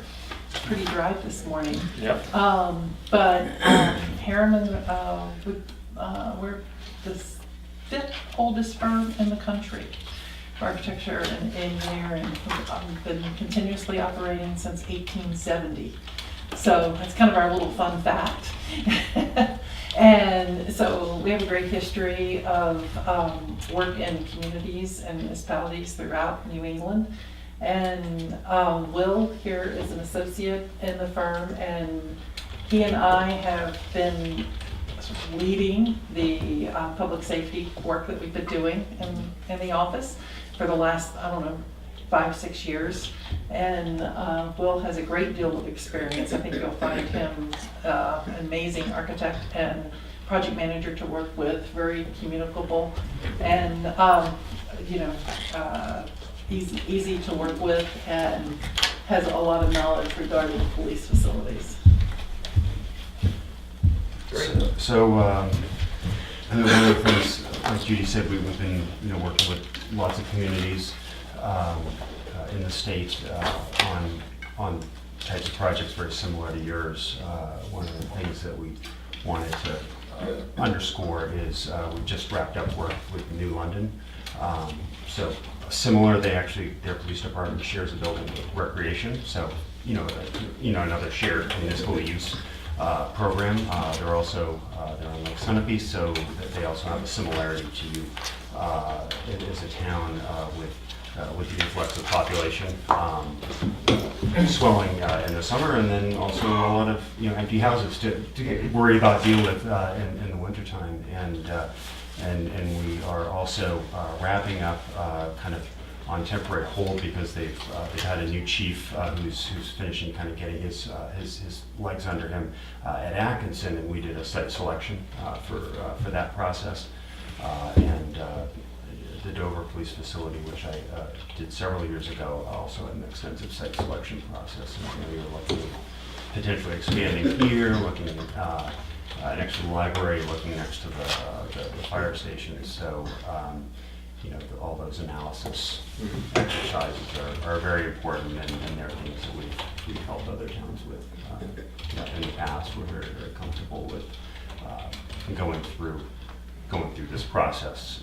And your RFP has it right on the nose in terms of what comes first in terms of the facility study, looking at the potential sites, baselining the program that you was just talking about, staffing, the need for staffing, projected staffing in the future. It's a pretty typical situation where towns are 10, sometimes even 20 years behind on their police staffing, where they kind of should be in an ideal situation. So we try to help reconcile that, or at least allow the facility plan to accommodate what those needs would be. Good. So that's just a little bit of a brief summary, but happy to answer any questions. Or, So it's a pretty aggressive timeline you got set up here. So yeah, it's, especially since we didn't start. it's no longer October. It's our expectation would be that you get down to task 5 by before town meeting. Yeah, is that, when is that? March. March, it's in March. I mean, I Yeah. don't know that we've decided to bring this forward in 19. I think we were That was talking about 20. 20. That was So 20 we were we've got a talking. little more time. So you have more time, Right. yeah. Mhm. Certainly more And the other time. thing that I noticed is there's no LED mentioned in here. I mean, I think it's our responsibility to be pretty energy efficient here. Oh, Lee, Absolutely, absolutely, yeah. yeah, absolutely. And we absolutely designed to that standard. Our combined architectural and engineering group, and we also have planners on staff as well, civil engineers and landscape architects, and so we have a really great set of resources to pull from when we're doing the site selection. Because as you know, the building orientation, as an individual consideration is incredibly important, which will help offset not only glare in the workplace, but harsh kind of afternoon sun and access, and so our planning staff assists us in determining what the best locations are, and then for a police facility, the site layout is very important, from having the public separated or somewhat separated from staff, having a place to safely bring arrestees through, and so there are lots of considerations that Harriman as an organization, we've got a really deep bench of people who can really help guide the nuanced elements of this process through, and give you really good advice. So, continue. In your cost description, it's 18.5 for this first Yeah. set of the hard plans. At that point, would it be time and materials? I mean, I'm used to having a percentage, for instance, 6%, 5%, 7%, whatever, for the architect fee. So you're waiving that fee and just charging us by hour, is that how that works? Well, no, this is what the RFP was for the study to get you to town meeting. So what this is our, Okay, beyond that, beyond that, what we would do, once we know what we're working with, because we don't know if it's a renovation, if it's a, well, not renovation, but if, we don't know where the site, we don't know, the site selection, what the actual scope is going to be. So what we do is typically set a fee at that time that would generally be a percentage of the construction costs, depending on what the scope is. But because we're in the study phase. but you should have that cost. I mean, I think step 5 or whatever, Step 4. Step 4, you're gonna establish the cost. The cost Correct. is in step 4, yeah. So what's your normal architectural fee? It's in the range of 7%. Okay. Yeah, I don't know if So, you and can then- say it's normal, but it's, it's just in the range, plus or And minus a this- little bit. Hourly rates, it's Mhm. just for information? Yes. Okay. So if we Yeah, need yeah, if we- additional work or, Yeah, for instance, you suddenly say, okay, we want to look at a site that we haven't thought of yet. right, What's that gonna, how's it gonna play out? what's it gonna cost? And what we would typically do in that instance, because it would be something that you would have requested, you'd probably say how much extra would it be? And we would write another sort of fee proposal. It wouldn't necessarily correspond to those rates, but usually when we write proposals, it's generally less, a little less than the rates that you see there. But if something were to come up, I don't know what it might be during the course of the study, but that looked like additional work, at least you know when you call and say, can you come and do this? This sounds good. Yeah, Right. but we typically talk about that before we do anything. We don't just suddenly send you an invoice for, Right, we Time. don't start working and say, well, we had our rate sheet in there. Yeah. We would, put it in writing that we believe we've exceeded the scope and really clarify what it is, So during what the your build, objective is. during the build process, how do you work? Do you send somebody to sit at the job, or do you come and check, or? For the construction administration, while the building's being built, we have a predetermined number of meetings per week or month that we agree on in the contract, and that's negotiated as part of what the fee is. Just real quick with the 18,500, we also have some line items for photorealistic renderings or a physical model. So that's the kind of thing, if we got into January and you thought maybe town meeting, it would benefit to roll this out for the public, and you thought some certain deliverables were important to communicate, those items are shown there, So that's included in the 18.5, or? it would be additional to the 18.5, so yeah. We are gonna get hard plans, but we're not gonna get blow-ups with easels and models and that sort of thing. Yeah, we would do plans, we would do elevations in a simple 3D model, that's a computer generated model, but getting something like the image that's on the cover of the proposal, which has the vehicles and all the landscaping, and it's set into the photograph, and I mean, it's quite a bit of time to generate something like that. That's what we're talking about. Being additional, it's more of a presentation, promotional type of element. And do you participate in the interviews with the project managers or the Construction manager? construction managers? So if you select construction managers, yes, we would happily do that.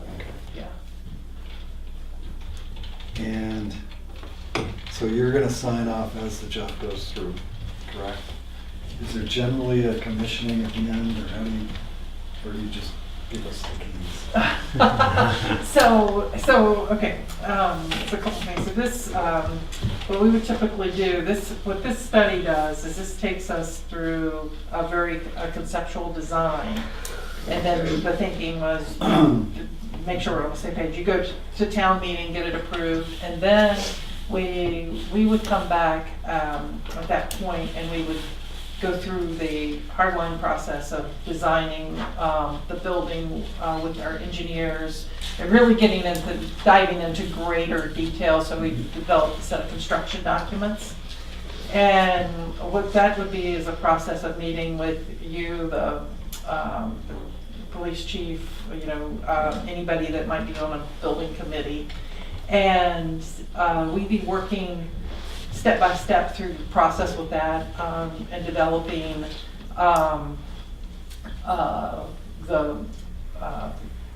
there would be, as Will mentioned, the elevations, the sections, the construction details, the specifications.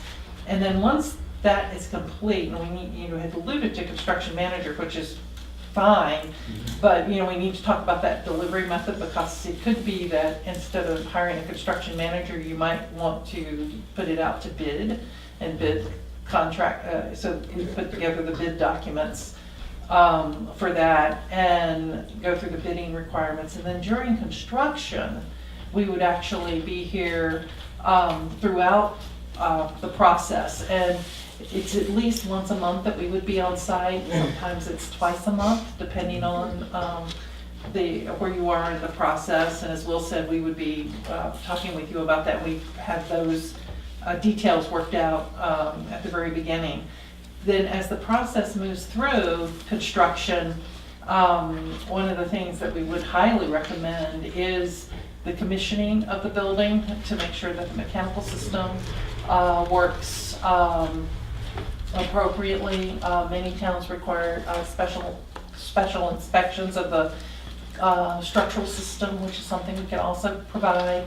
And it's just those closeout details, making sure you get all the owner's manuals and the warranty of materials and things like that, and shepherding the project through, working with the contractor to make sure you get your certificate of occupancy. And then at that point, you get the keys to your building, can move in your furniture. And then we also follow up a year later, right before the 1-year warranty inspection is complete. Our warranty period is complete. During the construction process, you want to make sure that your building has performed well for that first year. The contractor's obligated to come back. But we also want to take a look at the building to make sure that things held up the way it can before your warranty period expires, to make sure that it is still performing properly, make sure there's not undue wear and tear on the building or something that, just something isn't working. So we would want to go through and do that inspection. So I don't know if that answers your question or not, but it's a little bit about how our process works. And, it can be very customized to you as well. And you asked about the budget. Our budget for the concept will include the hard construction costs and the soft costs, which would include items such as commissioning and so those other tasks. So you would know what that is. Basic percentage of what we're proposing would cost at the end of the game. And commissioning is really important, especially with a critical facility like this. You don't want HVAC contractors in the secure part of the building, just after it's occupied, having to tweak things. You want to make sure that things have been put through its paces properly.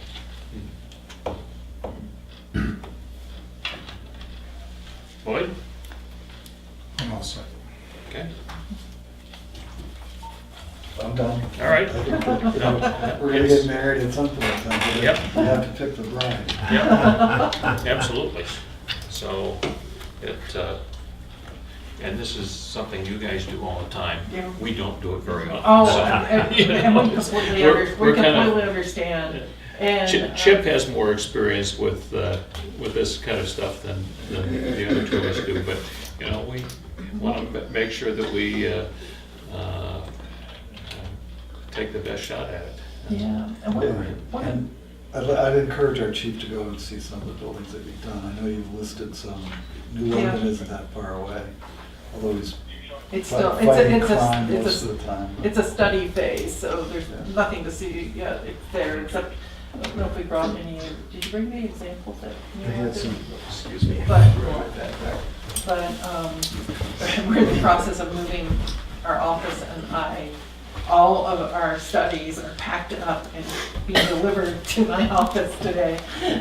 So we did print out a few things, so you get a sense, just a little bit about our process and how we work, and which would inform, and maybe you could tell us how you'd like to work. But one of the things that we do, you know, we come in and we want to sit down with the chief and program what kind of spaces, and things like that. So we really designed with the idea that the workflow and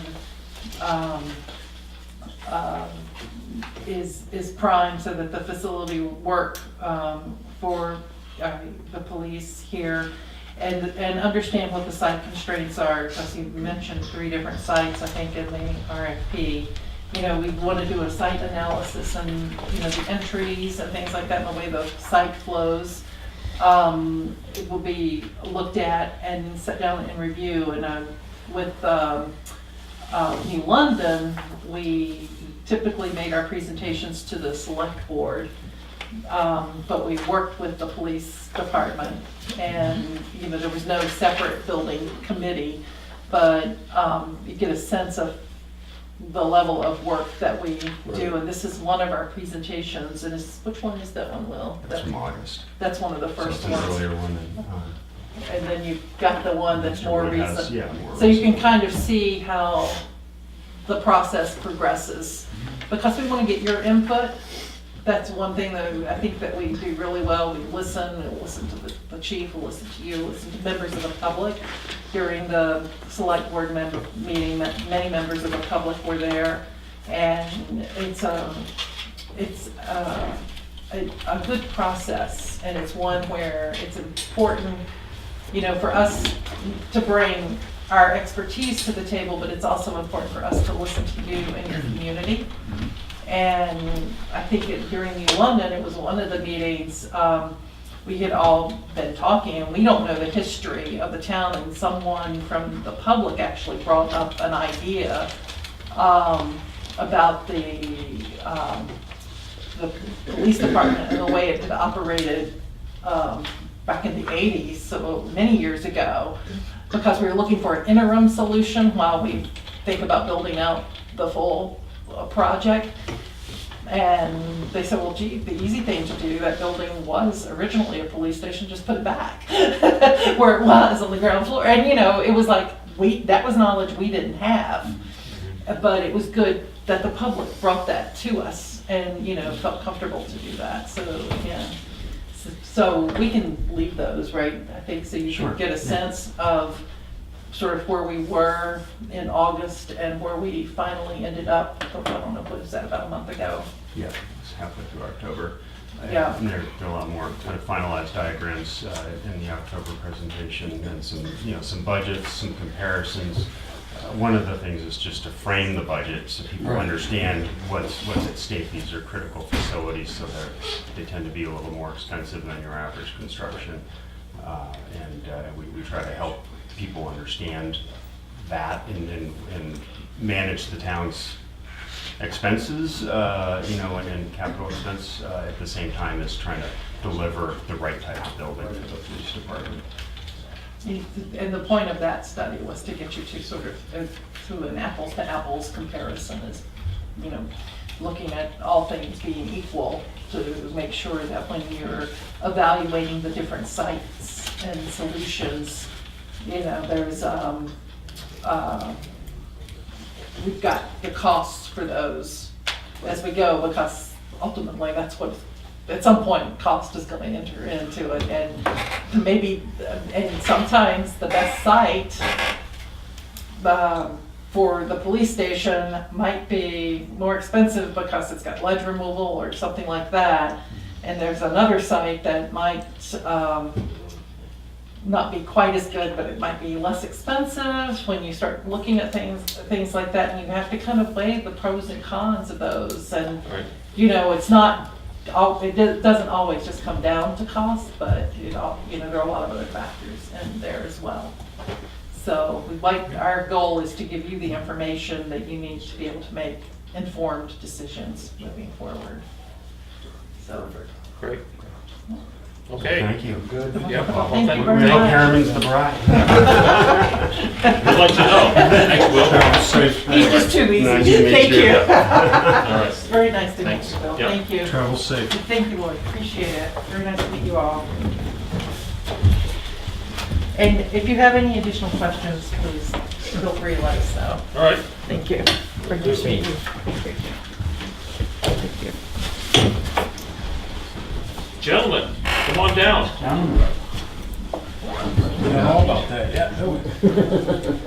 Hi, guys. Hi, how you doing? Doing fine. I'm Rick Mader. I don't think Rick, I've ever Bill met you Marcus. before. Yep. I know the other two men. I guess we're here today to talk about a gate on, was it Piper Road there, Yep. or Lane, or whatever you want to call it. And we're kind of wondering why that gate's going up, and we've never had a need for it before. My neighbor, in fact, where I live in Wolfboro, he lives down the street from me. He bought that piece of land and went up for auction, that 3-acre piece there. Right. Yep. Yep. And he posted that, which is fine. But then he decides to put up this gate. He said there's a rubbish problem down that road. Now, I found out that there was some rubbish thrown down there. It was on Mr. Hershey's property. And I talked to Officer Hathcock, and he said that they went through the rubbish, found out whose it was, and they told him to go down and clean it up, or whatever they did. They rectified the situation there. But other than that, other than a few old cans down there from when Robinson logged that place, you know, we hunt down there all the time, and occasionally you pick up a beer can or a soda thing or a coffee cup or Sir? something like that. I've lugged 4 truckloads of trash off of that road Really? this summer. Yes, Piper Road? yes. And I just picked up another half a load of trash out on Lane Pond Road. Well, maybe Lang Pond Road's got some, but I don't, you know, I've never seen that amount of trash. And I have the receipts that I paid for it, and you can talk to Clay Gallagher at the dump. Okay, let me ask you this. I own 228 feet on Tufton Borough Neck Road. And when I pull in my driveway there, many, many days I pick up beer cans, soda cans, coffee cups, Welcome to the club. and we ought to put a gate on Tufton Borough Neck Road, right? Is it a class 6 road? No, but Well, it's let's, a rubbish problem we're talking about. let's back up a little bit. The Oryx came to this board back in August with a request to be able to put a gate up on Piper Road. Yeah, And the reason was because of the trash situation down there. mhm, It is a class 6 road, and by state law is subject to gates and bars, mhm. as long as it's allowed by the town. All of the property owners that have property abutting Piper Road, he contacted them, and they included a letter that supported allowing or the placing of the gate. And Is that wrong, Jeff? It is wrong. It is wrong. I talked to Mr. Hersey a week ago, right after we had an altercation. And I think you can ask the chief, you can ask the chief over here, because he talked to Mr. Hersey too, the one from Berwick, Maine. And that was the rubbish problem, and then he told us that he took you down to the gate and asked what that was all about, so he didn't know anything about it. And the day that I called to have... Cable at that time. Yeah, it was a cable at that time. And that's illegal. Right, and we told them that it is illegal on a... He hadn't been notified anything about it, and he's one of the bigger landowners on that road. They put the cable into the tree on his side, which would be his tree. They don't have a right to do that, really, in my book, plus filled it full of nails and staples and every other thing. But he was pretty concerned about it, and he mentioned to us that he talked to the chief already about it when the rubbish deal was going on. Yeah. So he didn't know anything about it. So I'm telling you, this guy's been telling a lot of lies. He told about all of the rubbish and everything, and there's been a lot of rubbish down there over the years. I'm not gonna say there isn't. Right. But Mr. Robinson, when he logged down there, left tires, he left, you name it. And I'm not saying it hasn't been added to, but I haven't noticed it lately. I've been down there But it's 100 like, times. the whole thing, he wants his own little hunting preserve. He doesn't want anybody down there. He's even got land posted that's not his. With his postal name sign on it. With his name on it. I called Fish and Game Department Friday about it. Talked to a lady there that's in charge of posting properties and stuff like that. And she said, doing that is a police problem. Somebody has to go tell him that those signs that aren't on his property can't have his name on there. And he's got one on the front where his property is, one on the Lang Pond Road. And you go down, he had two, one of them blew off. But he's got another one down there on, the property is owned by a realty company in Northampton, New Hampshire. I know that. Jackie looked the thing up for me. And he's got his name on it. It's not even his property. So something's going on here that... He also Would let was them back, telling would move everybody the that, truck. oh, the Campbell property back a ways had been broke into 4 times. Yeah. You know, making it sound like these hunters are down there. You know, I mean, it's just I- like, there's something else going on here, and we don't know what it I is. talked to Jamie Hathcock about that, if that place had been broken into 4 times. Jamie said that they had been down there, times when he's got an alarm system down there, cameras, everything else. It's going off, I guess, and they went down to check on it. When some carpenters or builders were working there, a couple times that they had an issue down there, they had some tools stolen. Other than that, he's known that we've gone through there numerous times, hunting through there and everything. He never had a problem with it, you know. All of a sudden, it's a problem. He's just trying to make it look worse than, you know, like I said, he's just trying to make it his own little hunt and preserve, nobody go near. And that's what it is. That's what the whole deal's about. It isn't about the rubbish. You So- can snicker, I don't care. That's what it is, the whole deal. Then the He's been gate hunting there deal. for 45 years. He so- said he went down and put 2 posts in there. Mr. Hersey said he didn't even want any posts there. He doesn't even want a gate. Secondly, it's the only place on Lang Pond Road you can turn a truck around. That's true. You can't even get a grader through that thing. You'll knock one of the posts down. I've hauled wood out of there for Mark Dubell there on Brad Taylor's lot there. Jimmy. And many times had to back in there to turn around stuff. You're not gonna do that with this little gate there with some wood on the back of the truck. Fire truck isn't gonna get in there. He's gonna have to pull up like this, back up like this. And you can't go in the Sampson roadside because it's 2.5, 3 feet of mud there when it's, Right. you know, it's terrible, you know?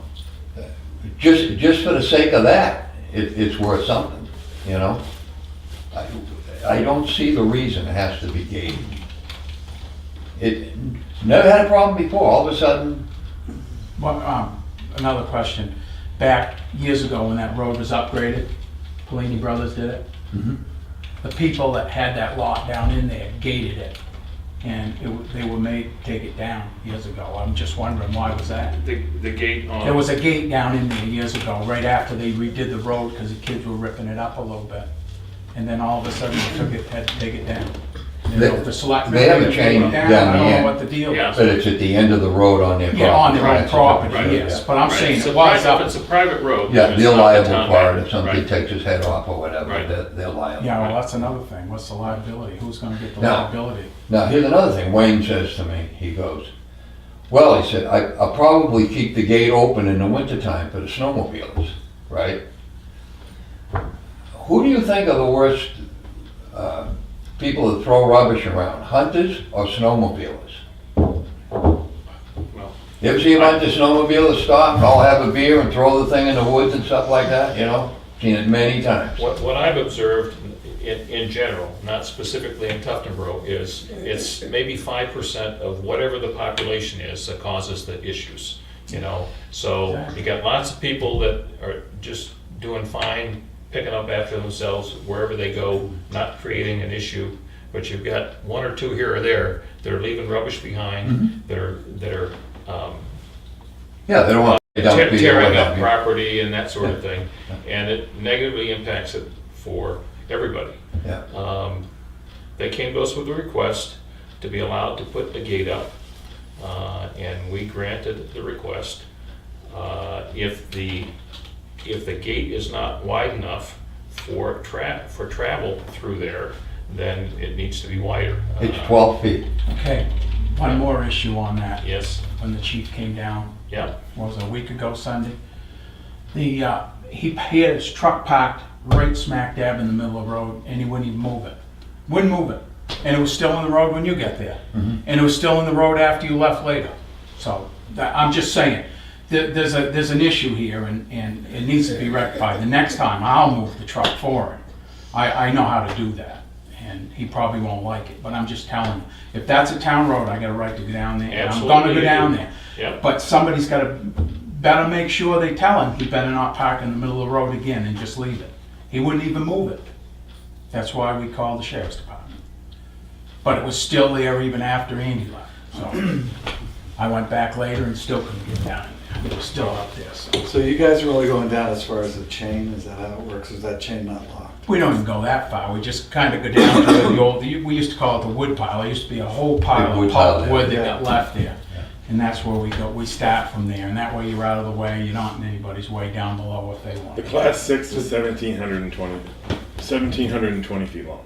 It is that long. 1720. So it's not 1720 Right. is the class 6. I thought You know, the other thing, when originally, we're down there, I don't know how many times And we've that's been down down there, 4 or about 5 to where ways. that cable is, where the Yeah. turnaround is. Yeah, there's a little fork that goes off to the right, and then a little further down the left, that's where the cable is, but Right. 1720. Well, that's kind of what my recollection was. Yeah.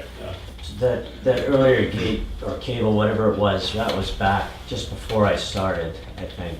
it was quite a while ago, Yeah. but I It knew it was wasn't. like 20 years ago, I think the selectmen at that point told, I think it was Robinson that put it up. I thought it was the people that owned that lot, Oh, I at don't where know. the chain is now, I thought- put it up Yeah. when they fixed the I road. thought Robinson had blocked off the snowmobile trail at one point, maybe it Oh, he wasn't might that have, way. yeah. Yeah. But I don't know. I can tell you, one of my concerns, and I sent an email, was that the post, you gave him a diagram, but you didn't tell him how wide it had to It be. should be the traveled way, Well, he's put the post in the 18 edge, feet. and then when you Well, put, when I'm the sorry, gate's what? on The there, gate should be the traveled way, which I is measured 18 12 feet. feet wide. yeah, but once the gate's on there too, you're gonna have probably a 4-foot, it's gonna hinge, it's not gonna pivot out of the way, so you're gonna be talking like 11 and a half feet. And it's not at a 90 degree, it's kind of this way. So coming from 109A, no problem going down in there. Coming from 109, because you have to cut a wider angle. Well, I know for a Even with a fact, cruiser, it's not as, I think a fire truck would have a hard time making that curve. I know it would. I got a logging truck and I can tell you, A it's fire truck could tight. have a hard time both ways, but I Yeah. know definitely coming from 109, it's gonna be tough Yeah. to make that corner and without taking out a post, because Now, if he puts a you put it gate in the up, road. You what put it kind in of the edge gate? the road. Is it like a full gate? From here right to the bottom, like with What- slats? What we gave him a picture of is a gate like the ones that we have up at the dump. Okay, you know what the gates There's up just there a look single like? arm with a brace. Top A single arm with a brace coming up. Yeah, Okay. Right, that's what the diagram you gave him. right. Because I wonder if it was a full gate, like a cow gate or something. Who's gonna shovel it when somebody wants to go down that road? No, it's a gate like is a brace. Yeah, a braced, and I understand he purchased a gate. I haven't seen the gate. Purchase materials of some sort. Right, I haven't, I don't know I hadn't what. seen the posts until I saw a picture this morning. But the post cannot impede the traveled way. So whatever the traveled way is, I'm not an expert on that, but if it's 12 feet and it needs to be further out, then it needs to be moved further out. And it will remain unlocked because there's, which is something I've observed. So if somebody go down, dump their rubbish, come back, lock it and go. No, not locked. No, not locked. No, I mean, close the gate. Yeah. Right. That's brilliant. Well, and now, so he wants it, but the other abutter on the other side, Mr. Hersey, he doesn't want a gate. I wasn't too happy the day I was talking to him. I said, he's down there shoveling right now. On my side? Yep. So I don't know if he went down after or not, but. I'd have to go back and look through the correspondence, but I know when he came to us, he had I think he's probably. correspondence from the like abutters. usual. What do we do about the signs? The Fish and Game told me it's a police matter. The signs, He's posted other people's. He's posted names other with his own people's name on property it. with his name on it. well, they're not enforceable, so if it's on somebody, you can only post your own property. That's right. That's right. Or, well, I should say, can't say that. You could as an agent if the other person approved it. That's- So if the other property owner said, yeah, would you post my property too, then They're not They only posted put right anyway. one or two signs over his line, Yeah. just trying to make it look bigger than it really is, I guess is what it looks like. The property's But supposed to he be puts it posted. right into a veneer oak tree. So what's a nail in an oak tree gonna do? It ruins it. Yeah. Glue stain, you know? I mean, it's like, come on. You're not supposed But to do again, that. that's, that other property owners, Yeah, I guess we need to talk to, I mean, we haven't heard from anybody with him. Well, I talked to And the you. fella from over in They haven't Berwick, come- not they haven't Jimmy, come. well, isn't it Jim? Yeah. His brother? His They're brother. brothers. And they both own the But land the together. one we talked to was the one right across from Reggie's house. We Yeah. talked to him that day. He was out in his driveway and we stopped and asked him if, you know, and he seems like a real nice guy. He's all for hunting, do what you want like we always have. You know, we told him we appreciate it and he was all good about it. But he definitely hadn't talked to anybody. There's one, his name on it's not even on his property. Yeah. It's, And, it's an issue that he, like I said, he's doing something that, I don't know what he's doing, but it's not right anyway. So, Well, you're not obligated to, I don't know that if you decided to go hunting down there and you opened the gate and drove in and went hunting, and then you got in your truck and. Is we put one of the Drove out. lag hole into No, that that tree you're that's obligated. over the stone wall on Hersey's Yeah. property. I mean, I don't know how we maintain Hunting this. is I hunting. think- well, he's got cameras right at it. He's got Oh, yeah, one he's one got way, cameras. one another way. It's like, He's got cameras. he's working. really, I mean, I don't care about having my picture taken every time I go down there. I mean, I don't know. I Doesn't did, bother It's just me. not right. There's something going on there that's not, that doesn't smell too good. Plus his property isn't posted right anyway. It's supposed to be posted 360 degrees all the way around, 50 feet apart. He's got On the front. 4 signs out front, and then he's got 2, 3 signs that aren't even his property. That's it. You know? I'm So- going all right. All right, Well, Jeff. I just want you to know what All right. I think of the whole deal. If All you do right. happen to Thanks, Jeff. talk to these people, Rip? the other abutters, really have them get a hold of us, or write us a Yeah, letter. okay. Because we don't have If I see any him over other, there, I'll tell him. any other testimony other than Right. that. Well, I know he talked to yeah, the chief well, they that asked me day. about it, and I Yeah. said it's not, they'd asked if it was locked, I said it's not locked, and Right, Yeah, and obviously. it cannot be locked on. Right. Class And he 6. cannot park in the middle of the well, road. I left him there that day because he was in the process of constructing the gate. So I felt like as if you were digging a culvert, you know, maintaining the road, you'd be in the road too. So but he can't keep sitting there every day. He's Right, put the posts in. right. Well, I'm But just. personally, I also, if it's a hanging gate like that, I mean, he hand dug those holes. I don't think he put any, He put cement in. he did put cement in? They're little Okay. tiny 4x4s, Yeah, they're and they're 4x4s, pressure right. treated, so Pressure they're not treated gonna 4x4s. stay 5 minutes. Yeah. There is a spot there, and I graded roads for 5 or 6 years in this town. That's where we used to turn the grader around, because you can't do the whole road at once.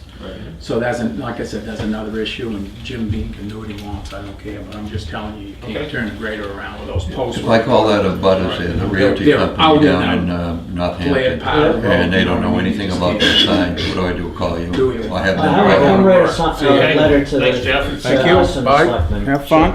Okay, Yeah, come right to us. okay, Yep. good. Okay, Thanks for your time. thanks, Rich. Yeah. Yeah. Be good. Take care. Thank you. I thought I'd stay for that too. Yep, thank you. That's part of that. Since I was part of that at some points. You'll be back. Huh? You'll be back. Oh, yeah. All right. So we got some other budgets to get to. Yeah.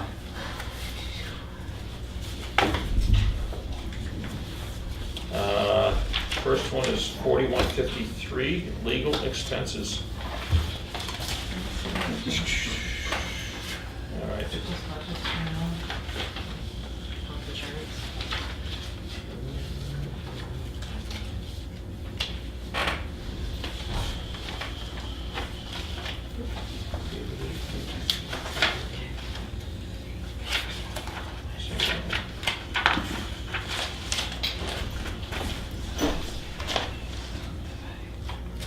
So do we have a,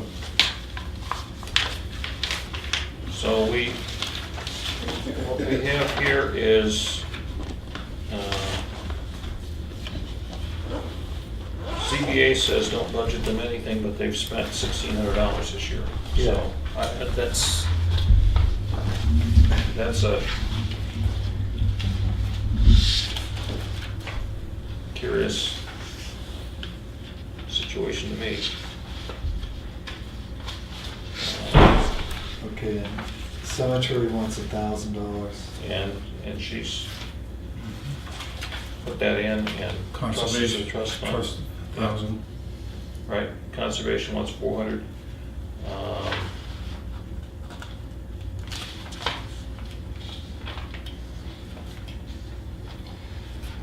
Well, I don't know how we can not budget ZBA for, and was this a particularly crazy year? Yes, they had a couple, at least one case before the Supreme Court, Dietz. All right, Yep, so we can probably still do 1,000. yep, ZBA, in 2013, it was 2,300. In 17, they've spent 4,400 so far. I think you gotta, Last year. and this year, they spent 1,600, so, I think you gotta put at least 1,000 there as a placeholder. yep. I would What are agree your with that. thoughts, Mr. Chairman? Yep, no, I think,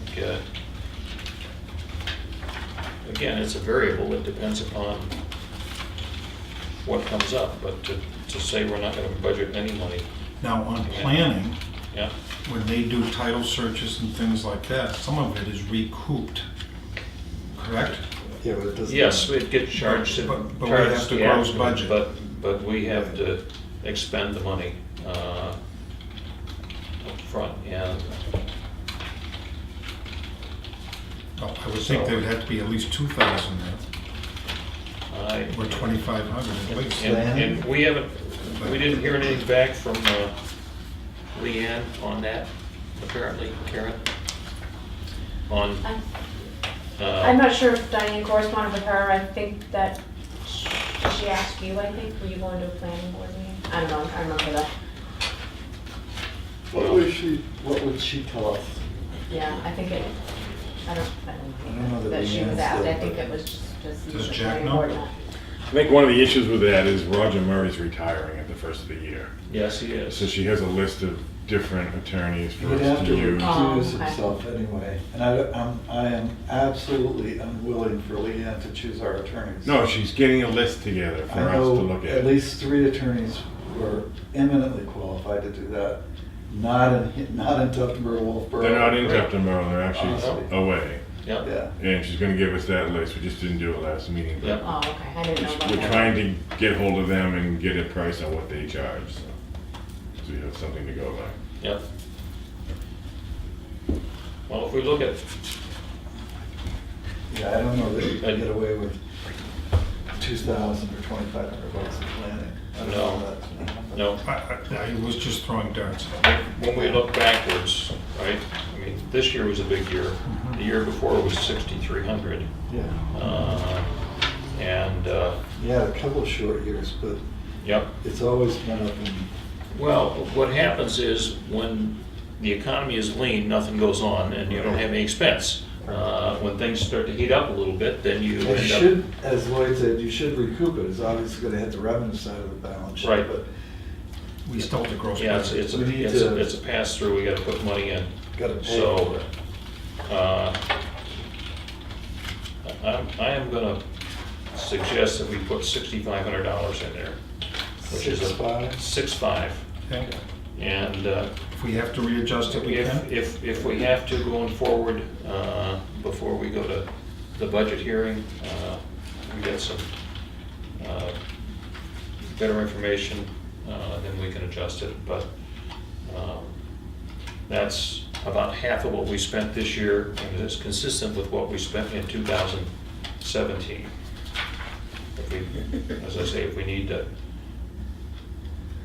try it out a little bit, we can. So that leaves the top line, which is Right. everything else. So if we put the 65 in there to stay flat at 42.8, we'd have 32,900 on the top line, but once again, that's a month and a half. I took legal, the top line, Yep. and averaged the last 6 years, and it came out to between $35,000 and $36,000.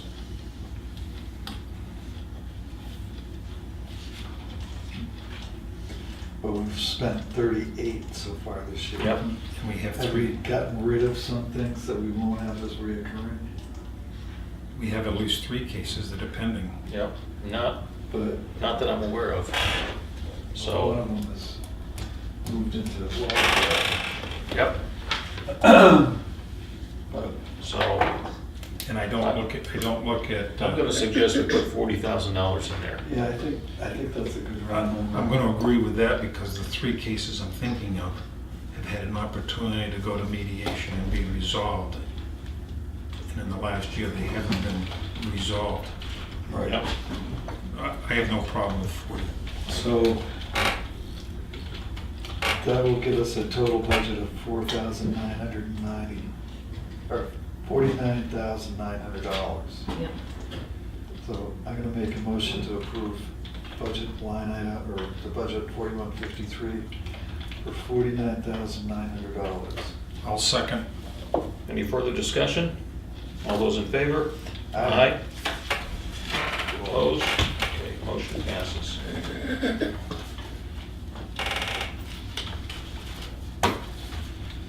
All right. Next budget is 4152, revaluation of property. Is that the next one? I thought it was executive business. Well, Either one. That's all right, fine. it's That's just fine. in the order that they were.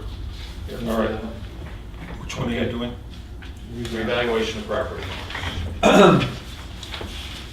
This is,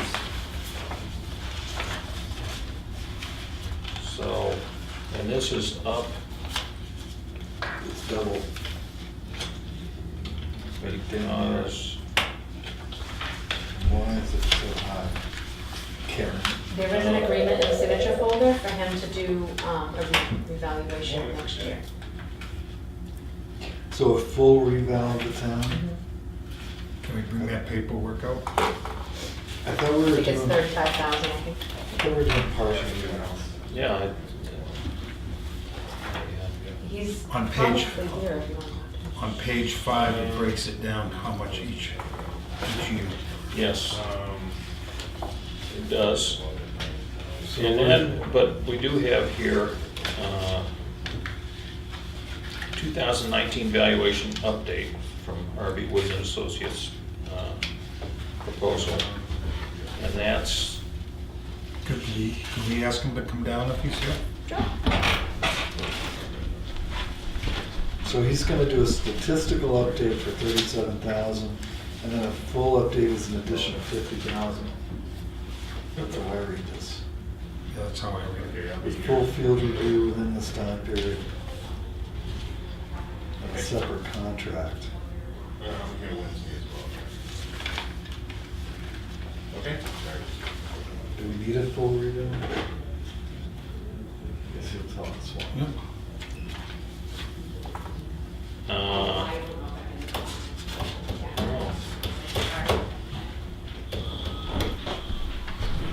Hey, young fella, how you doing? Good, how are you?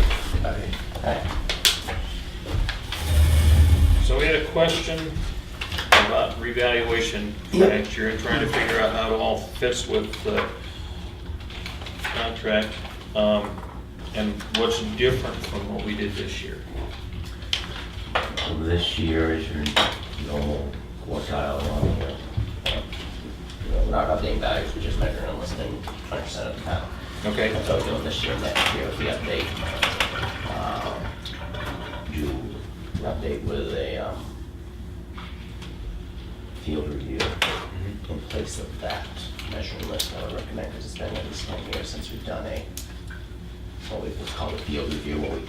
That's where we do our analysis, we update your camera system, then we drive around and look at every property, just to review quality and condition, just make sure that our reevaluation standards are being applied to everybody throughout town. Okay. It's more considered more of a full update than just a statistical update. So it's instead of the statistical update? Right, it's kind of, yeah, it's a little bit more than statistical. It's not quite a full update where we would measure and list everything in 1 year. It's a kind of a high. So it's not an additional 50,000? No, it's, yeah, with the update year we do, yeah, with that proposal, it was the normal year for the, every 2 weeks. 37,000. 37,000, that's the annual, and then it's the additional for the, it's not 50, it's, I think it's 35 hours. 35. The contract. Yeah. So, that would be your total. So full, we're not doing a full update. Not with a complete measuring list of the town, no. Okay, and what percentile are we running at right now as far as value to? Equalization? Yeah, equals. It's 88, right? 80. Yeah, I gave you. I remember seeing We just it did a it few weeks recently, back, we did yeah. a trial, we haven't got the official back from the DRA yet, we won't have that for a couple months, but we're in the 80s, high. So what do they like? Mid-80s. What, excuse me? DRA likes. For your certification year, they like you between 90 and 110%. Right. But your certification year is not next year, it's the year after that. Okay. So the year after that, we gotta do the 50,000. No, hopefully if the market stays consistent, we do the update next year in 2019, your numbers should still be all good for 2020. Diane did ask them about changing the revalue year to the same as your certification year, but they said, no, it's been 5 years, you need to do your revaluation next year. You could move your certification up, you could ask them to do that, and that way you wouldn't have to worry that the market changes a lot in 1 year, which in the past couple of years it has changed a lot within just a short time, but the market is starting to stabilize now, it seems like. Yeah. So, So it's 35, 37, and Yes. 92.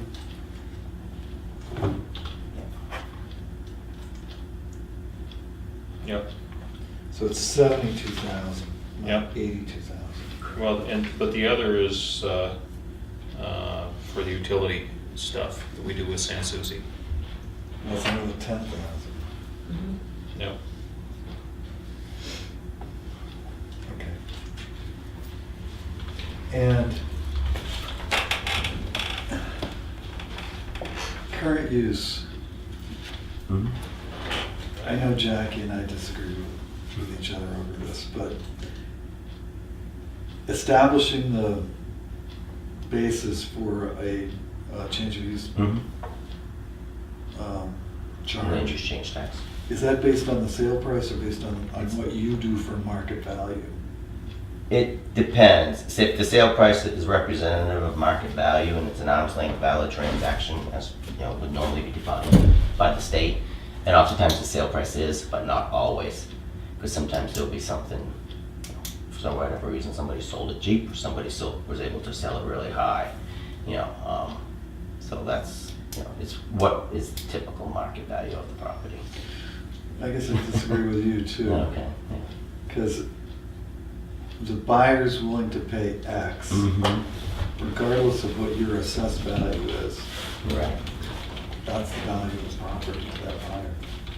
To that buyer, but it's Right. not the market value. But the market's gonna change from that. I mean, we're not speculating here. Right. Okay, I'm buying a piece of property, it's in current use, I'm willing to pay X. Right. It's right next to my house. It's- Right, well, that's in a butter sale, now right off the point is considered a non-market transaction by the Department of Revenue Okay, Administration. let's say it's on top of a mountain where I like to go hiking. Yeah, Okay, is that a market transaction? yeah, if there's no prior relationship between the owner and the seller, and there's no, it's not in a butter sale, it's, if it was on the open market, All right. those What are if it's an unnatural person? an unnatural person. Yes.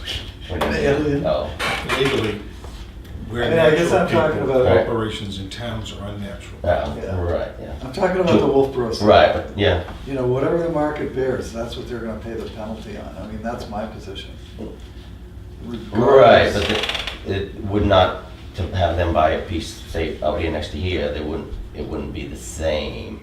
It You might know, not the be market, same, the market was different for them because it had to be a But property the that was market's next to the different on property that every they piece of owned. property. I mean, you're in the real estate Right. trade. Mhm. Every piece of property has a different value, and Right. every piece of property has a different value for different Correct. people. Right, but So, that's why it's. this is the sale it's price, market this is value, what the so. market Mhm.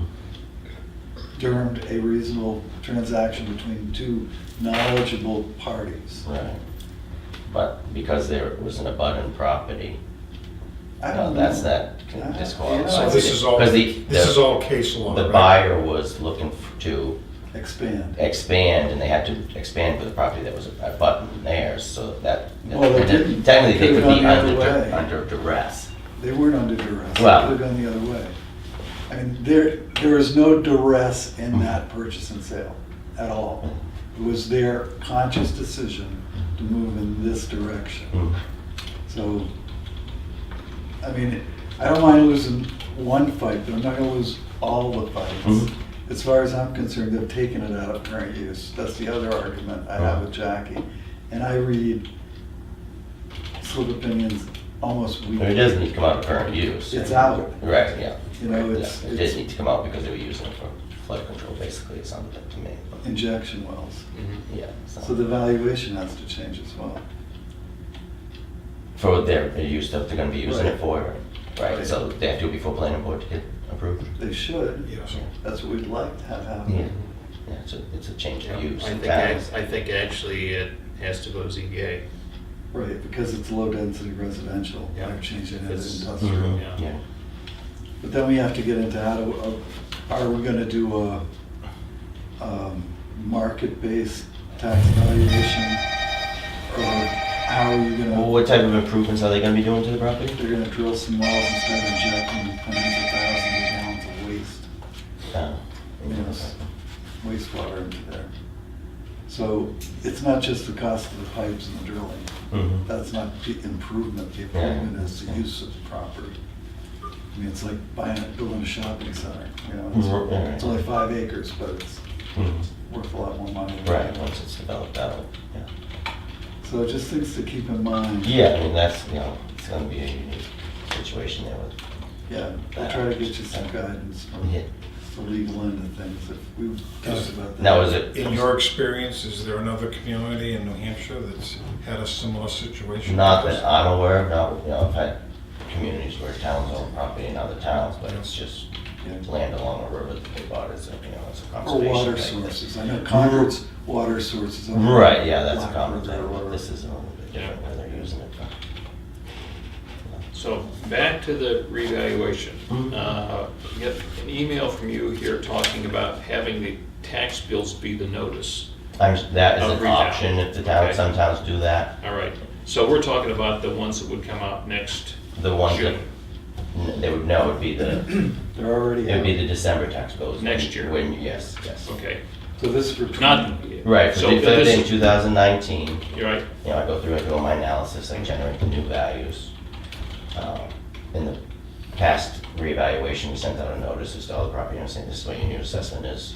If you want to come in and discuss it with the taxpayer, with the tax assessor, schedule an appointment. And that goes in the December bill? that goes out before the December bill. Or some towns have opted just to let the December tax bill be the notice of new valuation. And then if they, What do we do That's, here? seems a little clunky to me. right, you can do it either way. Lots, there are quite a few towns that do it, that way that I have. And then there are other I towns guess that my do it. thought is, we're doing a revaluation, we ought to let everybody know what it is before they see it on their tax bill in December and say, well, wait a minute, yeah. Yeah, like I said, it's up to the town, whatever your preference is. I have communities that do it both ways work fine. But So it's are up we to gonna you. have to keep this money open through 19 into 20? Because it sounds like we're putting the notice out in December. Mhm.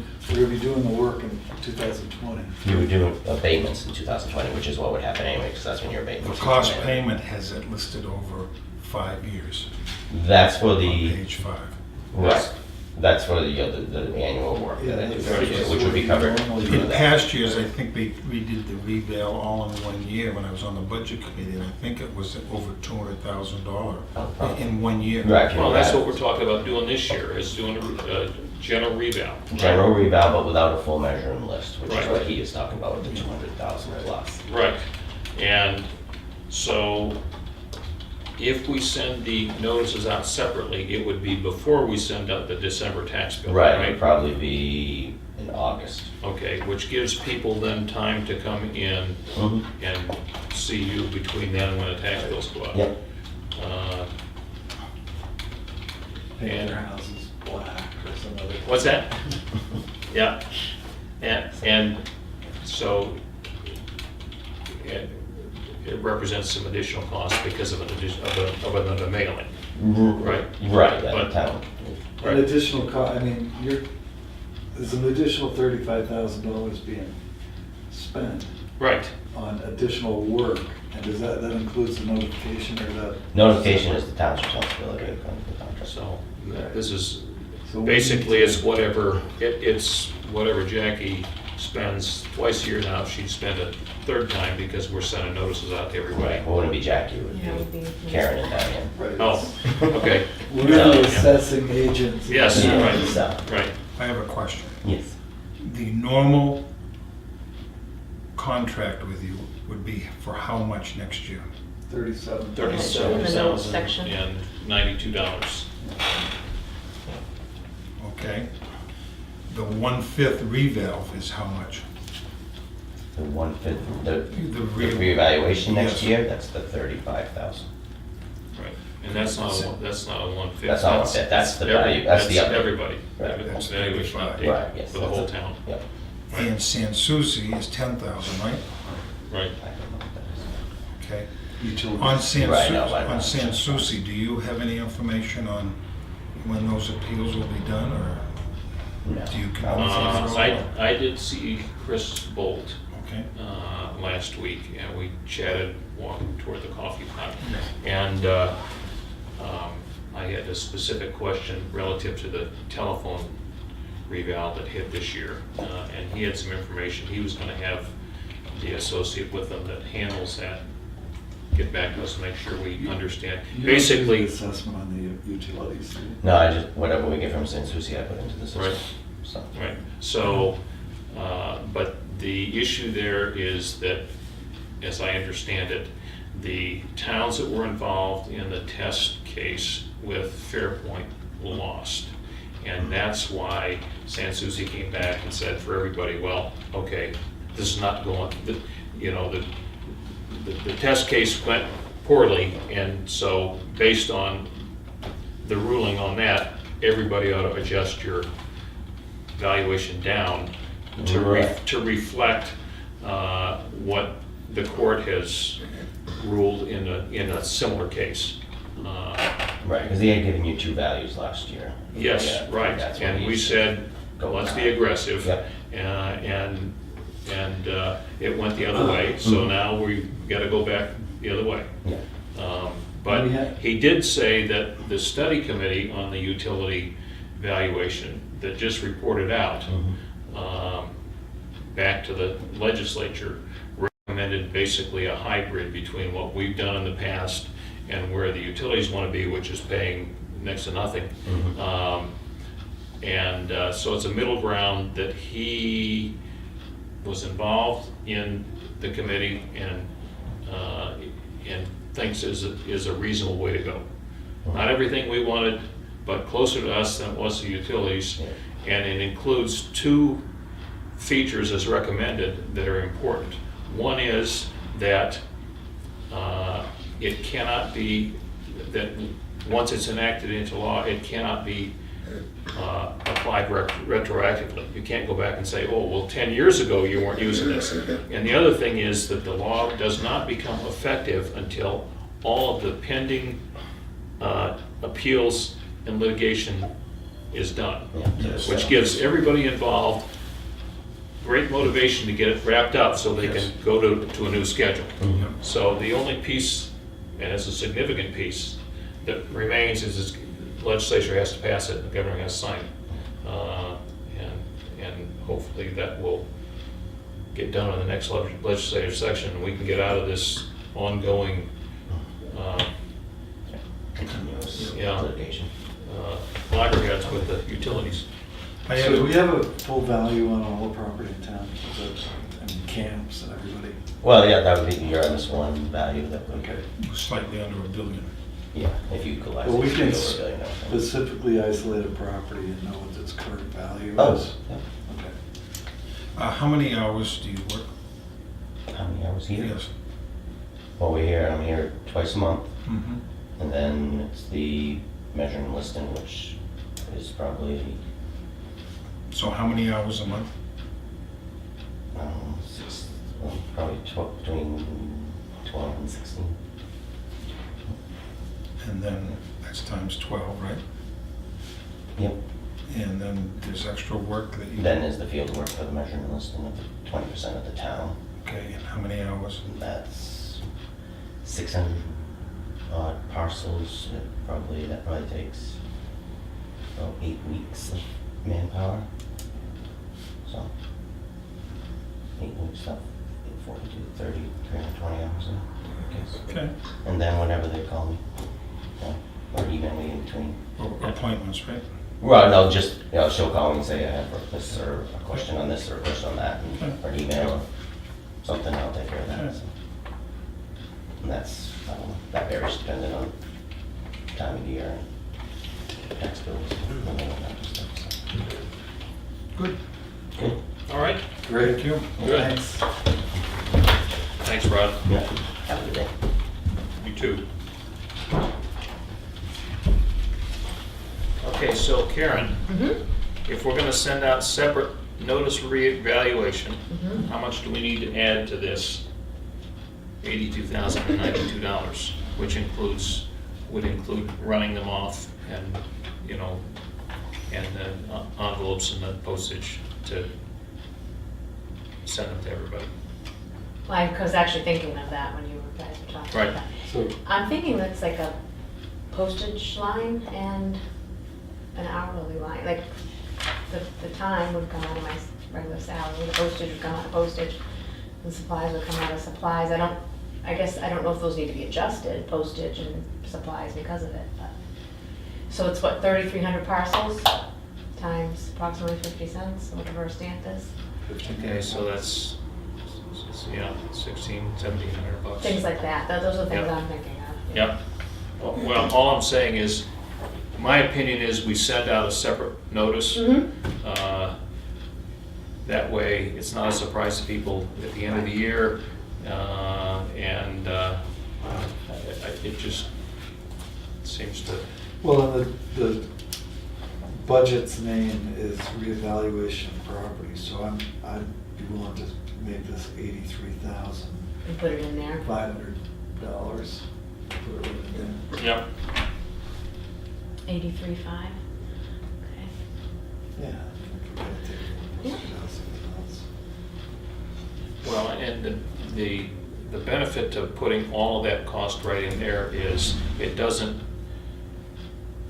skew the normal postage Doesn't- yeah, Right, thing. well, it's right. another budget. We do 2 tax bills every year, that's included in postage and other various things. So if we do the equivalent of a 3rd tax bill, which is what this is, then that's gonna skew our normal postage line, so. Okay. Yep, Okay, I'm gonna make a motion to approve budget 4152 for the total amount of 83,500. Second. All those in favor? Aye. Thank you, gentlemen. All right. Next budget we have is Executive? 4130, executive.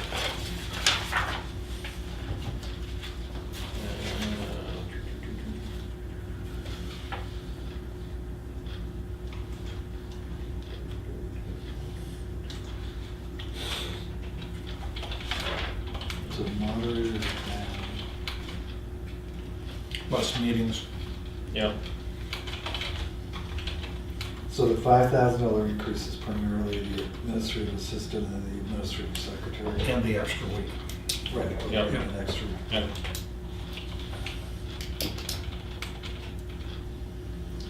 And we don't want to increase the selectmen's line to $105,300? No, Okay, no. I had to ask. Yep, yep, 'Cause, that's right. You get people coming out of the woodwork. I mean, on if you that. don't ask, people think you're stealing, so. Yeah, that's right. All right. All right, so we're at 104,683. All right? Yeah. Okay. I'll make a motion that we approve budget 4130 to the amount of $104,683. Second. All those in favor? Aye. All right. I think we have all of our budgets for today. Yeah. Yeah, okay, good. Signature file. First item we have here is, we just talked about, contract with R.B. Wood and Associates for the 2019 valuation update. I'll make a motion that we sign that. Second. All those in favor? Aye. Aye. Aye. Opposed?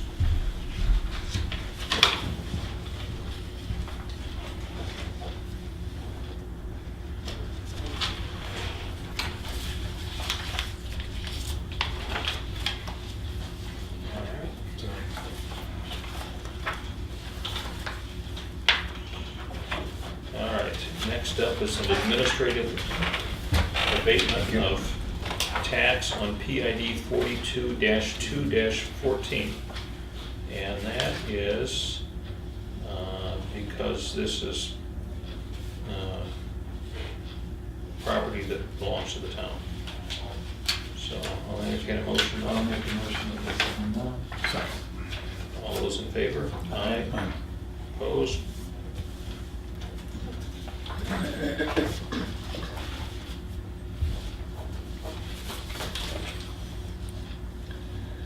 All right, just to back up, the answer to the question on the reval is we're gonna send out separate notices of Yes, yeah, thank you. evaluation. Yeah. All right, that's still hanging out there. The next item is the health trust contract for 2019. Oh, wait a minute.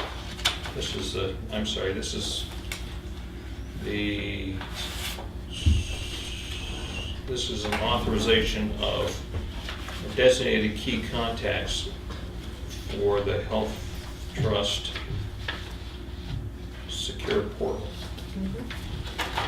All right. And that's, the primary contact is Diane, and the secondary contact, I guess, would be me. And how that works? Yep. So, all right.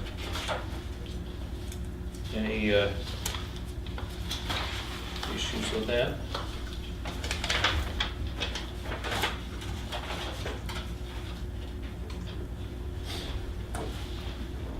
I don't know if we need a motion for this or not.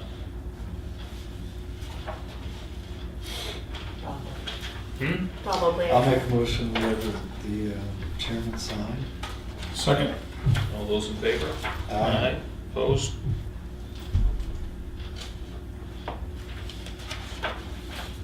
Next, a notice of intent to cut for PID 16-2-9. This is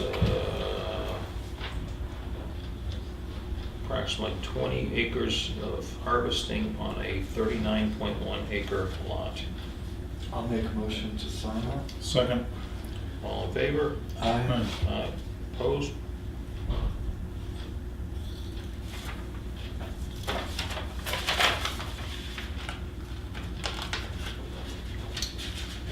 Next is an application for the standard veterans tax exemption for PID 15-1-15. Karen says the applicant meets all criteria and she recommends the credit effective in 2019. I'll So, make a motion to approve that. Second. all those in favor? Aye. Opposed?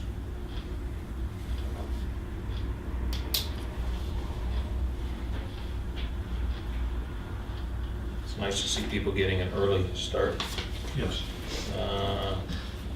Next is an application for a veterans credit for PID 56-3-10. And this, again, is for the 2019 year.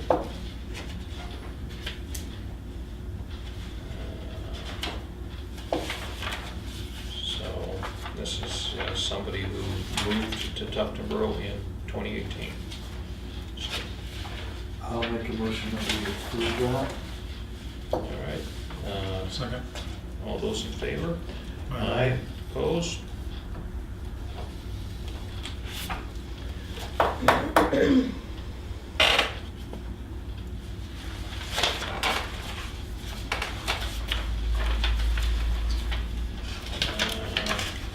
Next, I have a 2019 town contract for animal shelter service with the Lakes Region Humane Society.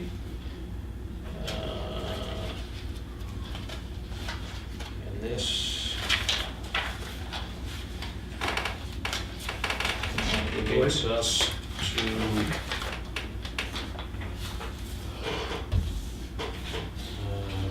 Are they, pay a fee for intake and storage of stray animals that are delivered, and also there's a schedule for euthanasia and cremation as might be required. So this is an item we have budgeted someplace, right, right? Animal control. Yep, okay. So, looks like this is, Any idea how much we've spent this year so far? I don't believe it was much. I And then don't- that comes under Yeah. police department, right? Don't remember exactly where it I'll is. make a motion that we sign. We need to have some place to take our strays. A second. All those in favor? Aye. Aye. Opposed?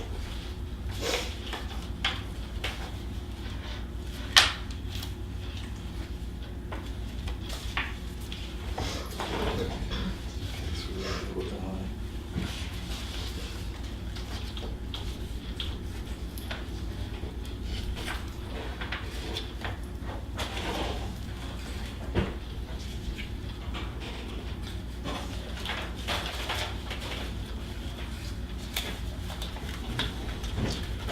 All right.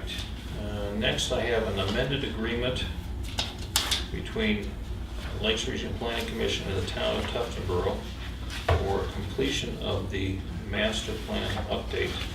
And this is an amendment only to extend the end date on their work on behalf of the town.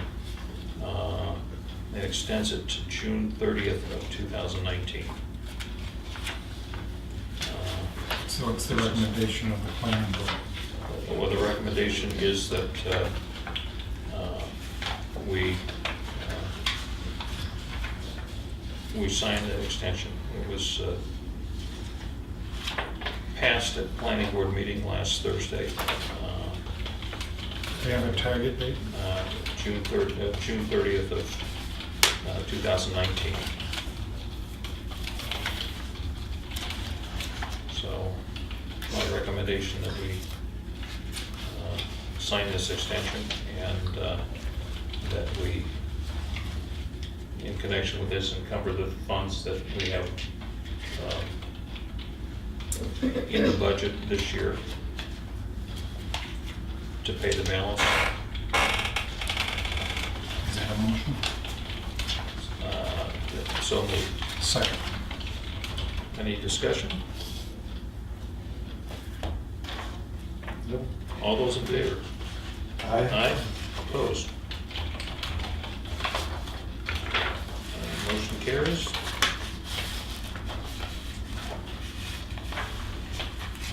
And we need to encumber the funds, but I don't have that budget in front of me, so. Can we put this in follow for next week? I want to encumber the funds, make sure we get that done before the end of the year, but because I don't know how much we have there, it's a little challenging. All right. Sign it twice.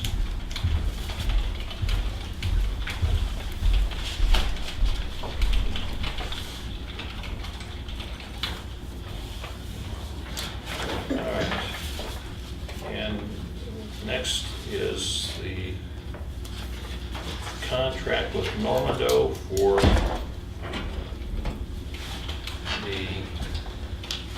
the baseline work that we agreed with them at our last meeting. Right. That's for the beach area, right? No, this is 19 Mile Brook. 19 Mile Brook. This is just And we have money. research and Conservation Commission has money this year. So moved. I'll second. All those in favor? Aye. Opposed?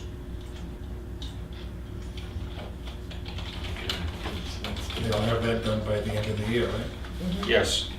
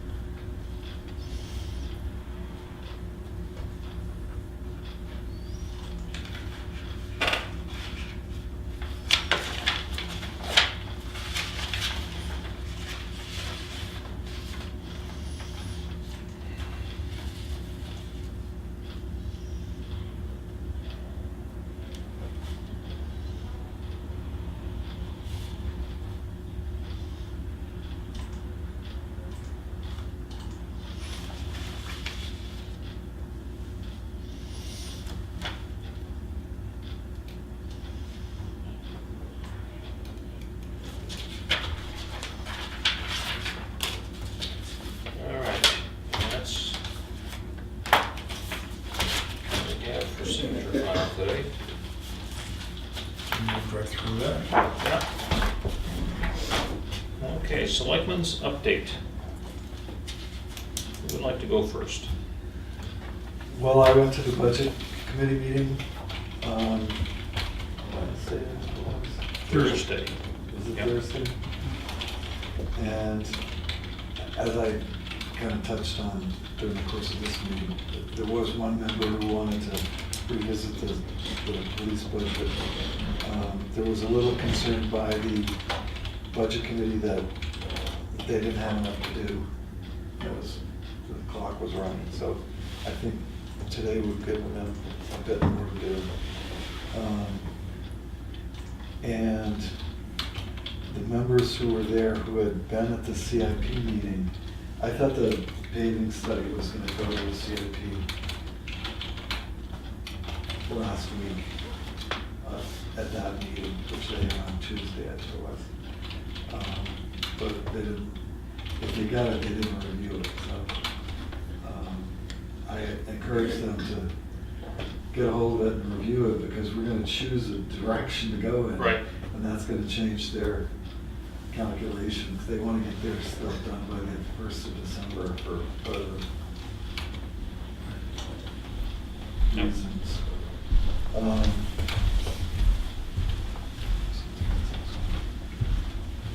I'd be glad to send that to them if you want. I know we have the people that came in recently. And then Right. maybe I could send them the YouTube link of her presentation too.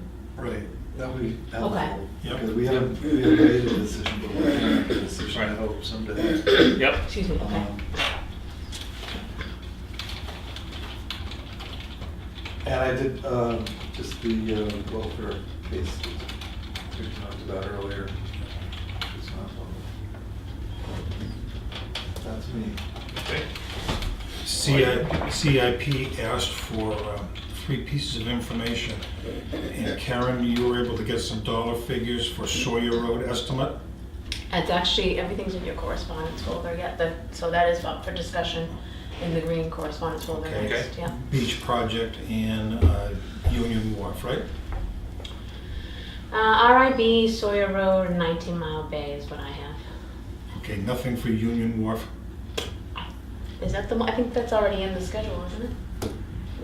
In the CIP It schedule? wasn't in CIP It is, schedule. yeah, it is in their schedule. I And, don't know how exact it was.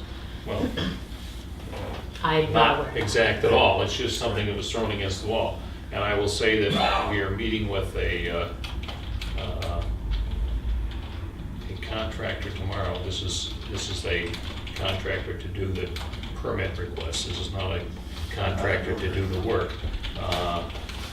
Tomorrow morning to review the project at Union Wharf and sort of get our arms wrapped around some of that. I'm hopeful in the near future we'll have a better guesstimate of magnitude of what that project's gonna cost.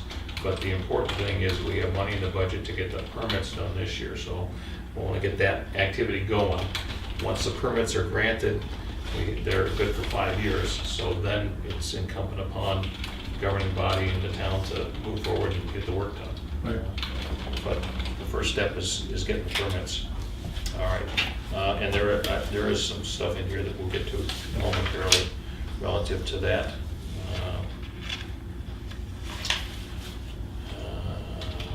Anything else? No. Okay. So I attended the Municipal Association annual conference on Wednesday and Thursday last week. And every year they have a wide variety of different program sessions that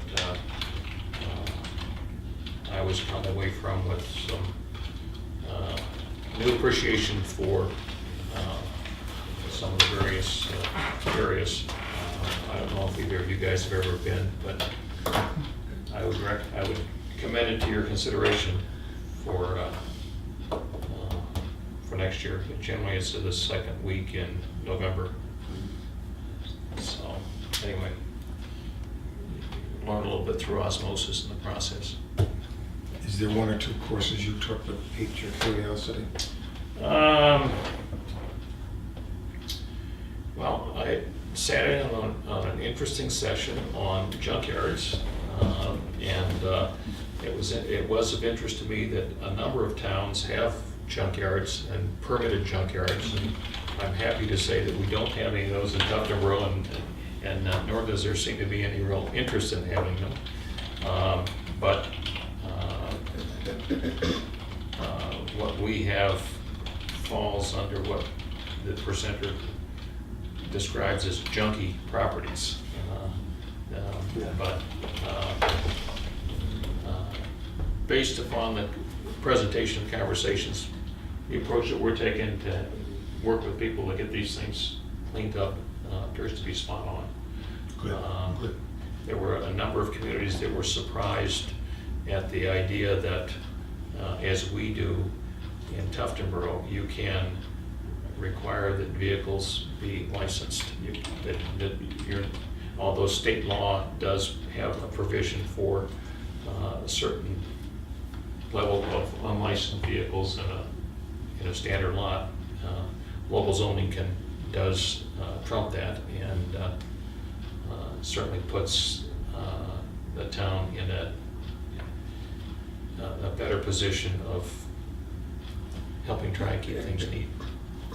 So I could go on at length, but we've got other stuff to get to, so I'll just. Do you all get the, I'm sorry, Lloyd, I'm just gonna jump in for a second. Do you all get the notice from Bill Williams? Yes. Okay, Yeah. so we need to, And we do need to, he sent that note in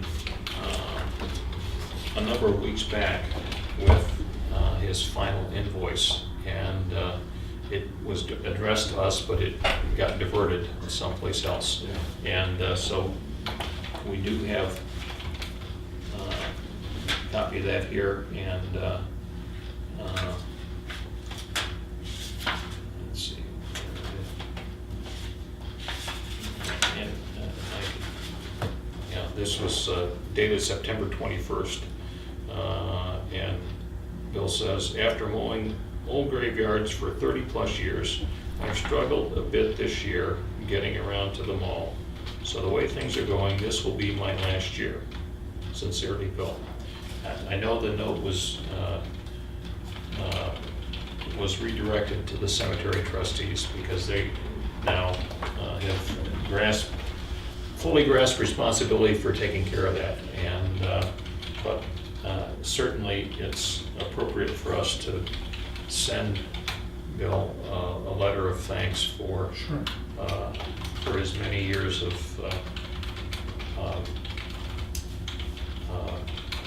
taking care of this stuff. I mean, the town pays him, but it's a pittance for the amount of work that's done. And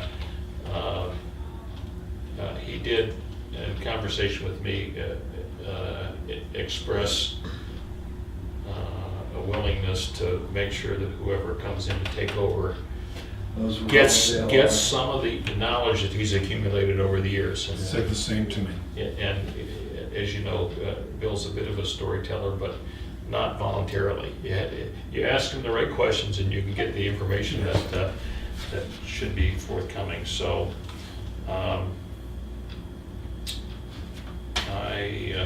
So we can have Karen construct a letter. yeah. So of thanks. I would, if you would put a letter together, and I think it's appropriate for all of us to sign it at our meeting Yes. next week.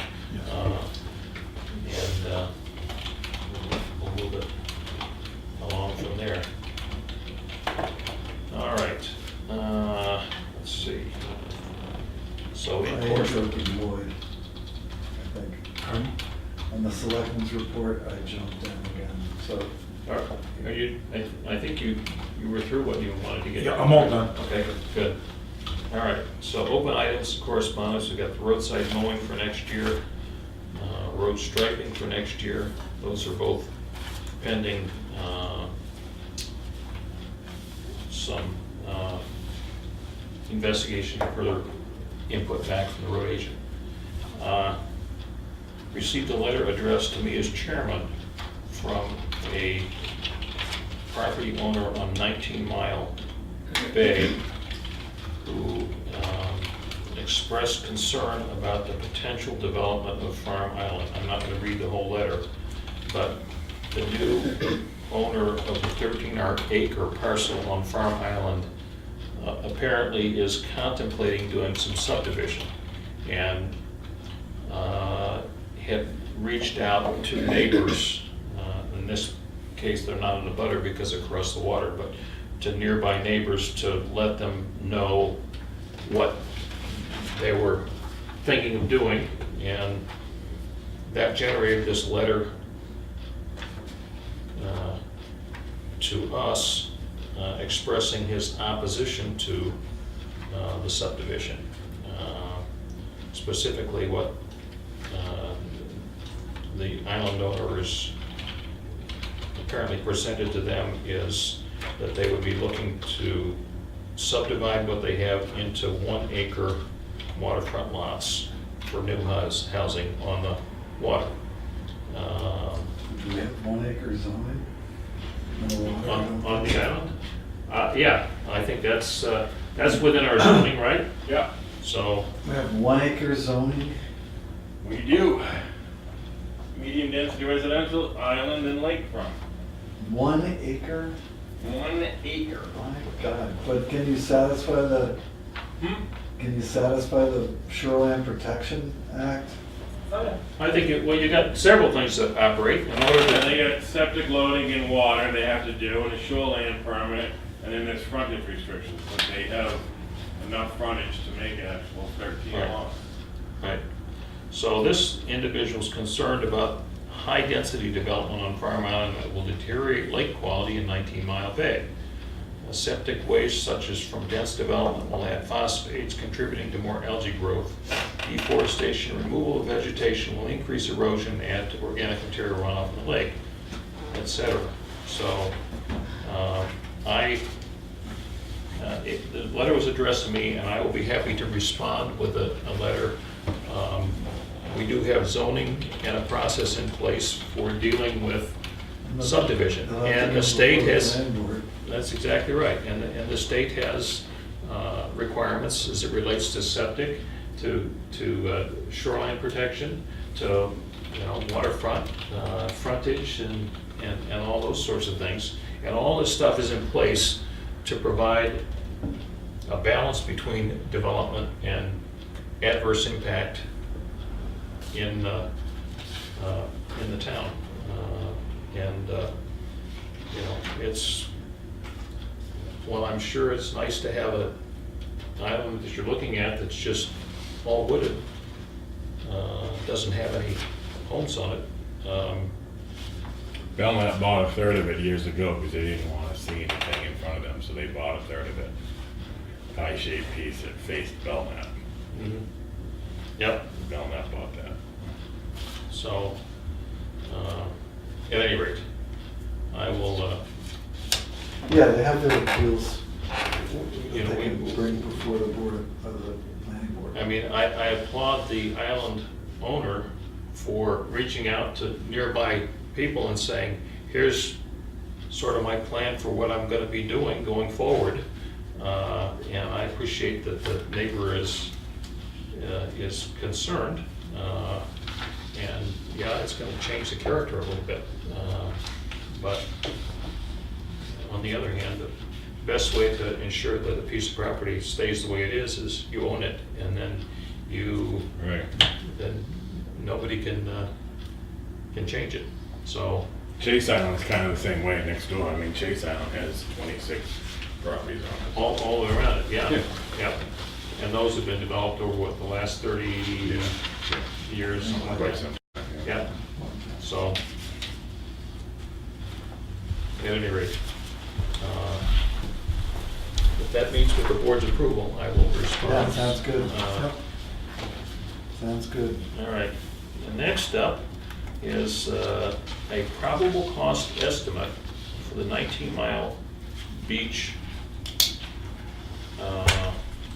improvements, I guess is what we call it. You had a chance to look this over? The plan, right? Cost estimate. This is the plan that he presented to us. This is his estimate of the cost of doing the work. So that would ultimately become a warrant article. Yep. And so the total estimated cost is $40,551.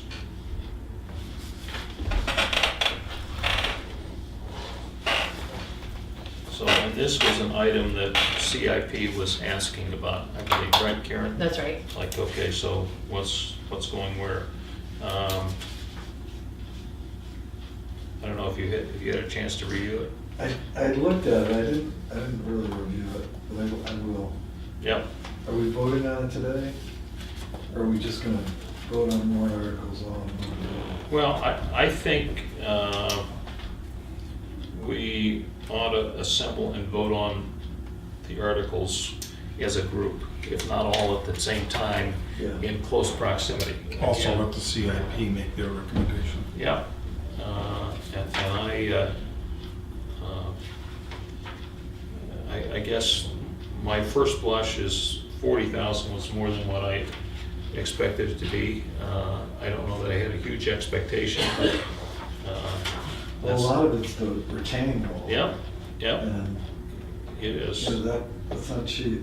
Nope, And I Nope. think my recollection is that we're not using rubble, we're actually using cast block. you're right. The retaining wall that we talked with Jim about is one of those that's going to end up. I mean, they're interlocking precast concrete Right. sections, so you end up with a flat top on the transition from the perch And beach to the probably natural not beach. having to spend $40,000 to put sand back up there. Right, right. next time around. It will hold the sand better. It will also be a better transition for people to walk over than Right. the natural stone that's there today. So, so I'm going to suggest that you put this thing in as a project to CIP. That it'll give them an opportunity to chew on it and provide their recommendation going forward.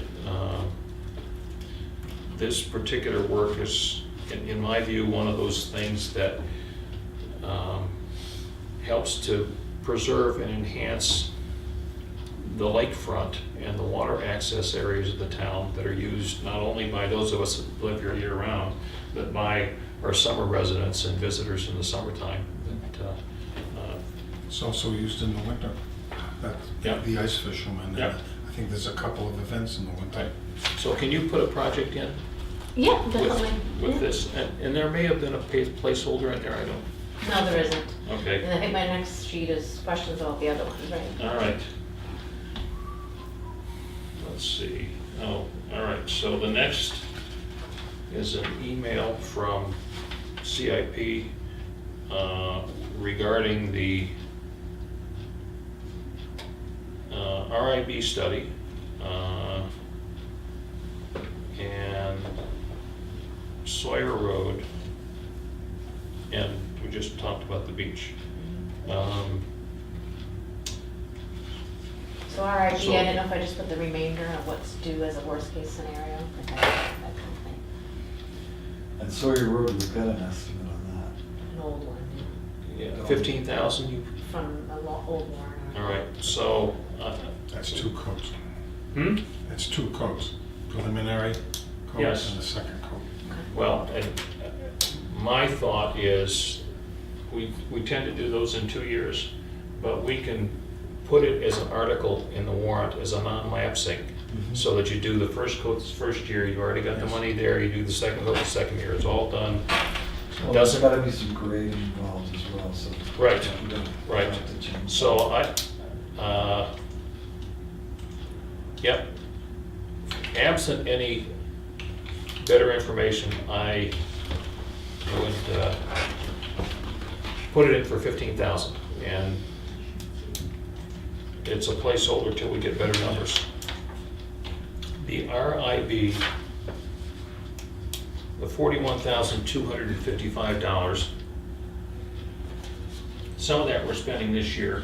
That's after, actually. Oh, this is after. This is in addition? Right, it was 45 something. but, Okay, yeah. all right.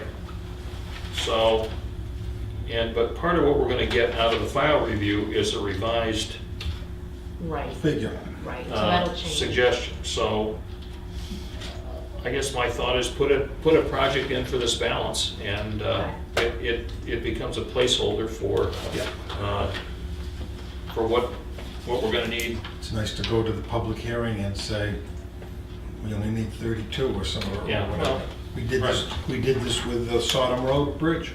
Yep, absolutely. All right. Okay.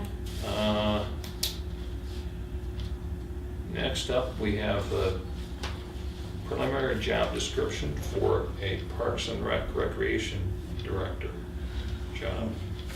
So you can probably speak to that better than anybody. Yeah, I read that job description, and I think we need to post it. I also read McWhorter's email, which I find ridiculous. It's a non sequitur. And as I said at the budget meeting the other night, if we're unable to get volunteers to do things, we're gonna hire people to do it because the service is still needed. Well, what we've seen over the last several years is that the programs that Parks and Rec are presenting are being well received in the town. The concert series, the attendance continues to grow. Some of these other activities get good participation. It's all volunteer run today. We're running out of volunteers, and the volunteer that does most of it is running out of gas. Burned out. And She's so. already said that she's not gonna re-up. So as a town, if we want to have these kinds of activities available, and we don't have a cadre of volunteers that are stepping up to do it, I think it's, And then the way we do it is that we have an employee that's their, in addition to that, Yes, the money that they make from concerts can only be spent on Parks and Rec. that's Right. right. So Good it point. can be self-funded if it's done right. It can be self-funded the first year simply because they've got that much cash in the bank. Mhm. The other issue, or the other component that came up is, I mean, Roger Williams just resigned or Bill Williams from mowing lawns at the old grave sites. There are other things that we pay to have done in town. well, That if we're gonna add somebody to, and if there's some resistance to just a very part-time position, and they need more than that. well, one thing that I'm aware of that it is not far afield from the Parks and Rec area is we do ramp duty in the summertime on Lake Coast on aquatic invasives, and Mary Ann Murray has coordinated that for a number of years. And she's done it well, but she's made it clear that she's not doing it again. It is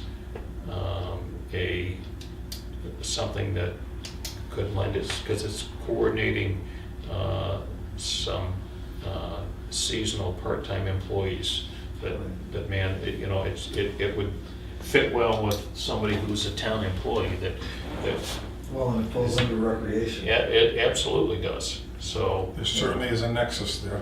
yep.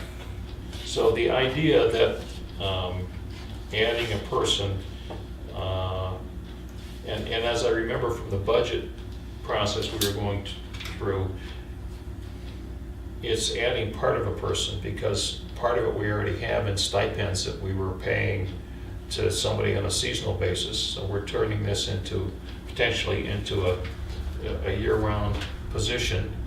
More money involved than there was with just the seasonal stipend. But again, if this is something that the town values, Correct. then, and we don't have the volunteers to sustain it, then it's something that we need to step up and have somebody do. So, and I did see Bob's email about, it seemed like a non sequitur to me, because it was talking about people in different departments that we were gonna get rid of, and I'm not sure if, I mean, there's no connection there. Well, and town government isn't a zero-sum game.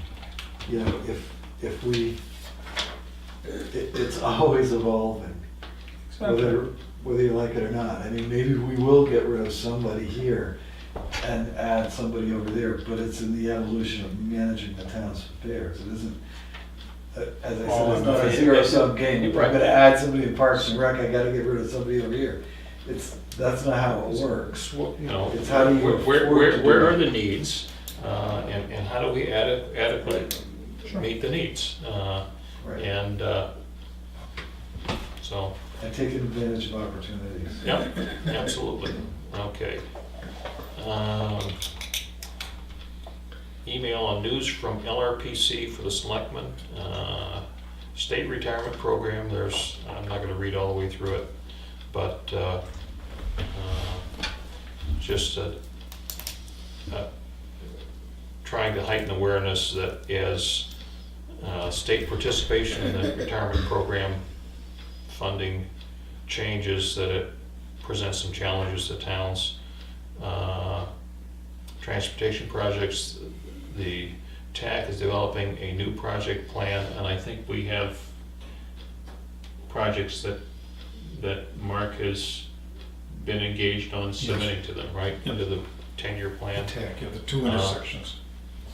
Household hazardous waste, current HHW contractor has announced that they are getting out of the business, breaking the 3-year contract. LRPC needs to find a new contractor which may increase rates paid by towns and result in a different schedule and possible locations. So they'll keep us updated. That's for glass. Hmm? And I think that's for glass. It's household hazardous waste, so that may be something different. December 3rd, 5 to 7, LRPC is having a legislative reception at the Lakes Region Community College. So anybody that's interested, 5 to 7 p.m. on December 3rd, chance to engage with regional legislators, and also an update on the state school property in Laconia. All right. That's on Monday. Yep, one more thing to do. Okay, this is a follow-up on the joint loss annual safety inspection. I don't know that we have any change from the last time. I haven't been down in the basement recently. Right, I just want to see what you, I had drafted a response and see if you. Oh, wanted I to see. send it like Oh, this. okay. Yeah.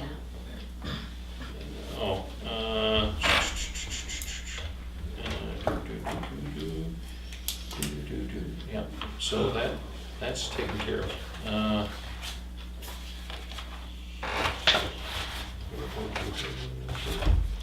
And if something's complete, feel free to write that too, Yep, I just didn't yep, know. I think that. I can see if that, Yep, I looked there. all right. May I go back to the Parks and Rec thing? You may. Do you need me to do anything with that? Tell you that it's okay? Is there any action needed on that, the job description?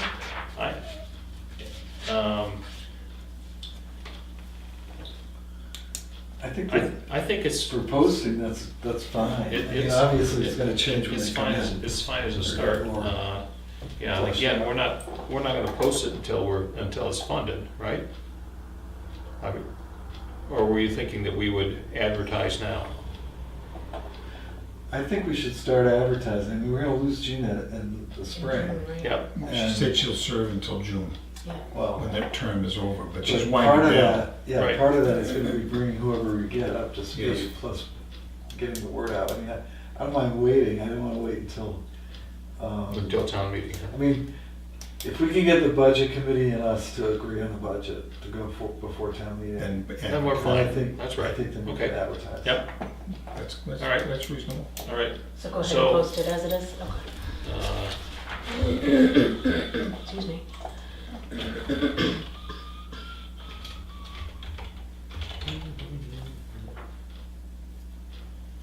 Yep, yeah, let's, See who's out there. yep, see what's out there. There's a compensation study a survey that was completed for the town of Northwood. It's here. Actually, the compensation study that covers a number of towns, is that? Well, it's completed for Northwood, but Yeah. it includes information We that's gathered. negotiated whenever they do one, give Yeah. us a copy, because they use our Right. figures. But it also serves as a comparison for us. Right, Yep. and I'd be happy to share that with a couple of members of the budget committee who are Absolutely. interested. Sure. And It's maybe public I'll document. get with Diane and highlight where some of our people are, so that the gives some guidance on how to read it. Okay, great. Total officer hours in October. Let's see, this is a right to know request that has been fulfilled. That's for a windswept island, right? Yes. Yeah. Those must have come from the wrong folder. Observation deck at Cops Pond should unquestionably be considered unsafe. Jack had a contractor lined up, but he's just been super busy at replacing 2 timbers. Right. Next up is the final report on the road surface RSMS pavement study. And at some point we gotta, Yeah, he needs an input from our road agent. yep, So when is he coming in again, Karen? I don't know offhand, I'm sorry. I'm not Maybe sure. next Monday? You are meeting next Monday? Yeah. Sure. I mean, I think if we can move on that, we can send it forward to the CIP and also the budget committee. yep. Get their input. I think we're kind of in agreement that either Probably the. Proposition 2 or 3 is probably the better way to go. Right. This is the, put out to bid the old truck? Yep. No, this is paving. No, this. Oh, I'm sorry. This here. Yep. I took a look at the snow plows, and at least the wing, Mm-hmm. I don't know how the wing could plow snow, there's so many holes in it. And as far as I'm concerned, and I want to ask the road agent this, is why do we keep that, the plows, they're in worse shape than the truck. Okay. The other thing is, we need to get from someone up there what the mileage is and what the engine hours are. Yep. And he's been sick, and before that, he was on vacation. Yep. Well, I'm sure Bill could get you the information. Bill says, I wait until he gets back.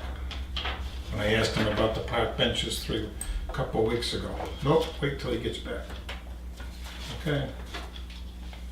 I also asked him about the status of the catch basin at the row 4 corners. Oh, Jim's taking care of that. Okay. So this is, all right.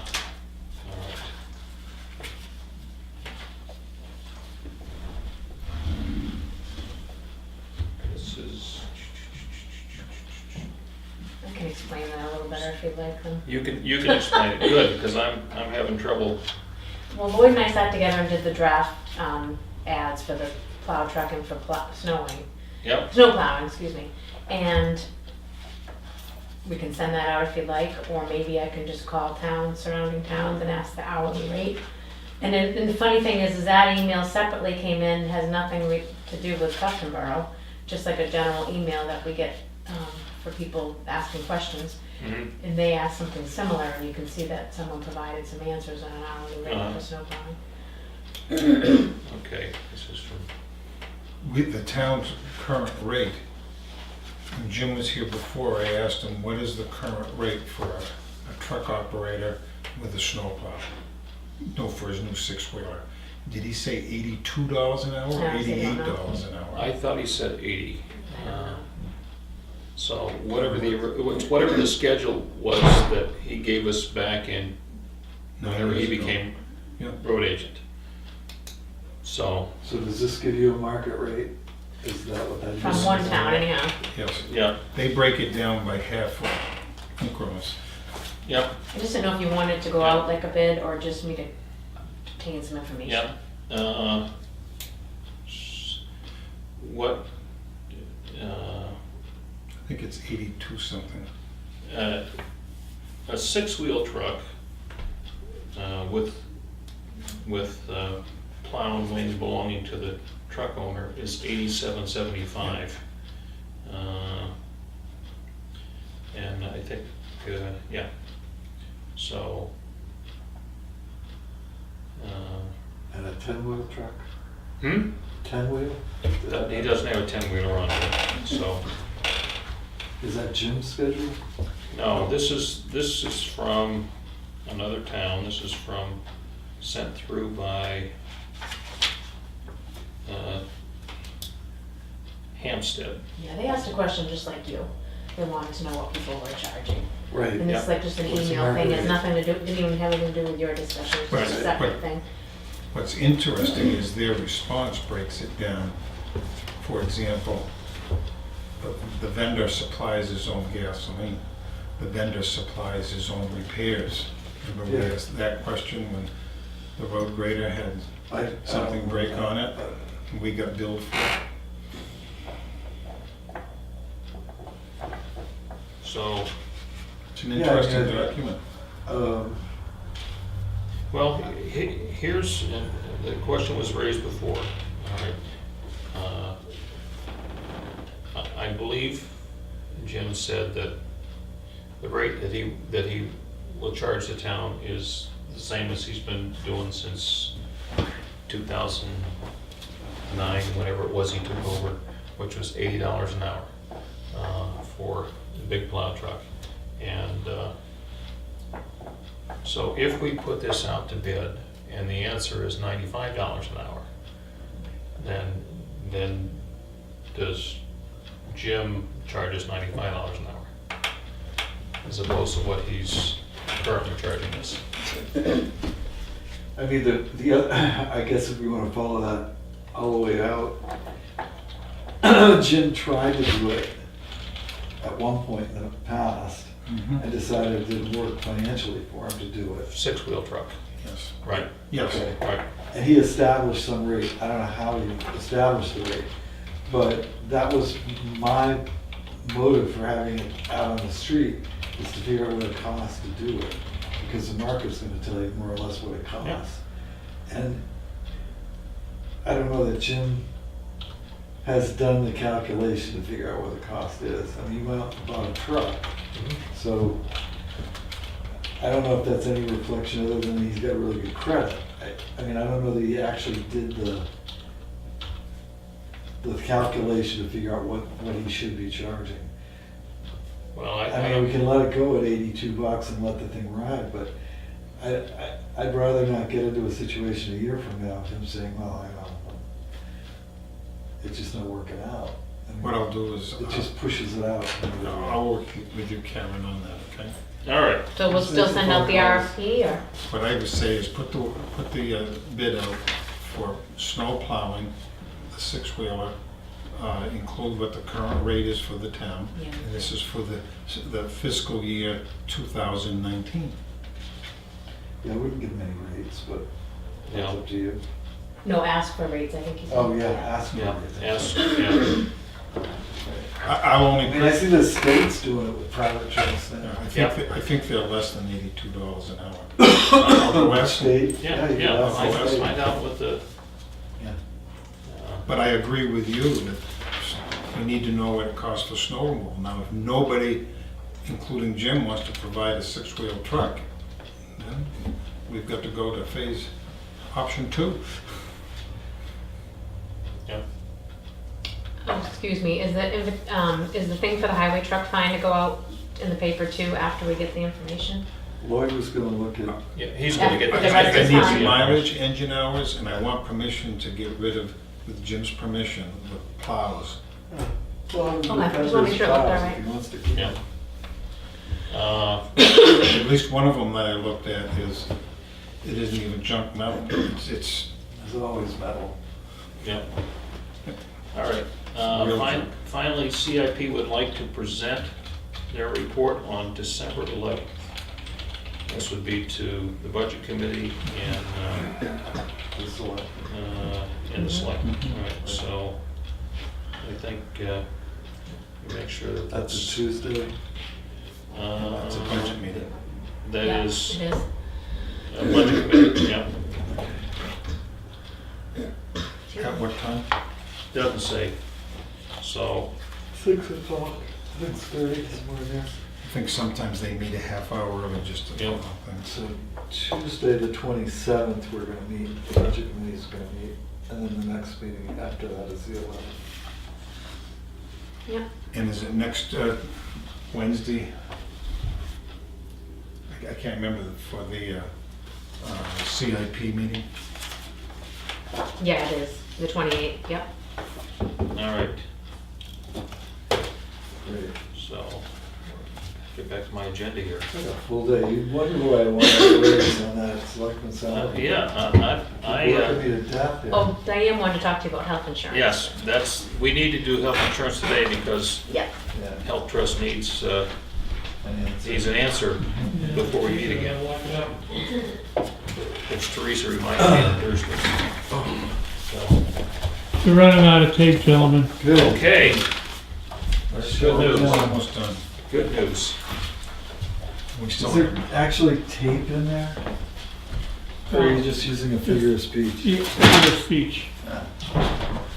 You're not on VCR anymore. Yep. I guess. So my, She's just on the phone, she'll just be a second. okay. So, do we need to have a non-public and legal today?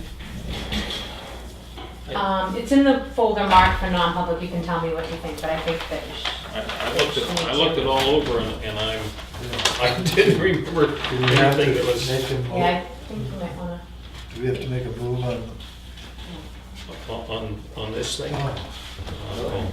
That's, Yeah, I need to know what to say. yeah.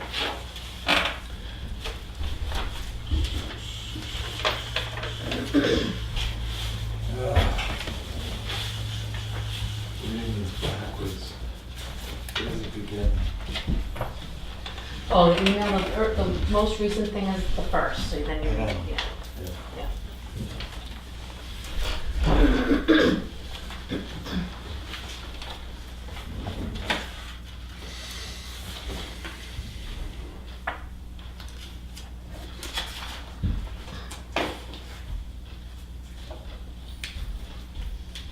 And did Rod get an answer? Is he still here?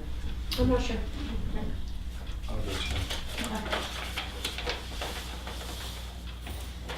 Whether they, I mean, the other issue on Jackie's plate is that you can only take out what part you changed. Oh, that's right, yeah, she said. And I don't know that they can keep the premium where it is, because it's less than the amount necessary, it's only 10 acres. Yeah, Rod didn't say anything about that, he just said the whole 5.2, I thought. 5.2's coming out. Yeah. Okay, Diane, come on up. Let's talk about. come on down. Our health trust. We gotta get that thing done. Yeah, I know.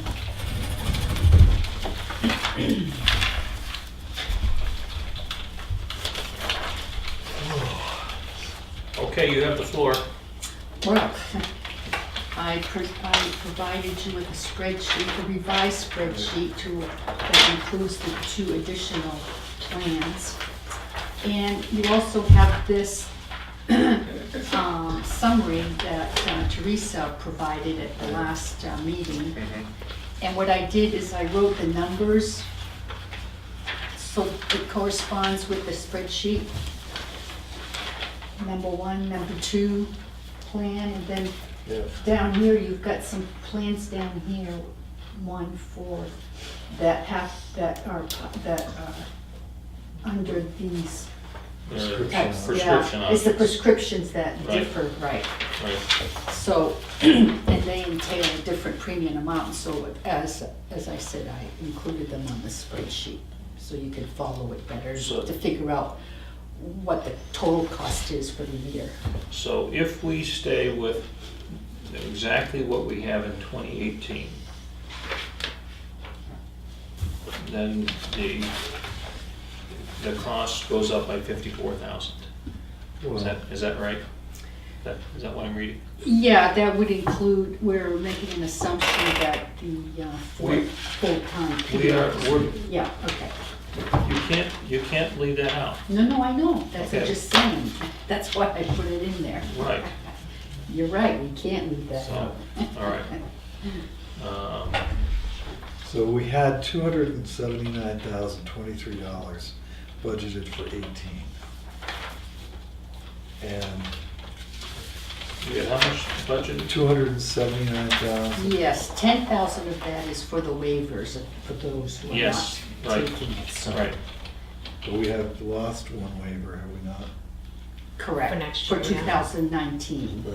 Yeah. So did you add that person in Not for, wait a second for here. 19? No, I did not. Not for the current plan for 2019. I did not add 5,000 to that. Because I take insurance now. I have one, I'm down to one instead of two Okay. Okay, for the waiver. so do we need to add Yes. 5,000? So, Yes. Now we're at 302,000. 302, Yeah. yep. Yeah. Okay. 269, What is it? 302, yep, 269. 40. Yeah. Okay. Plus 53.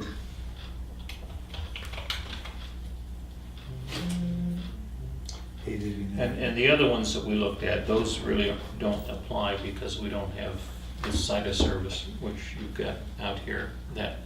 That's all stuff that is not really accessible for our folks, right?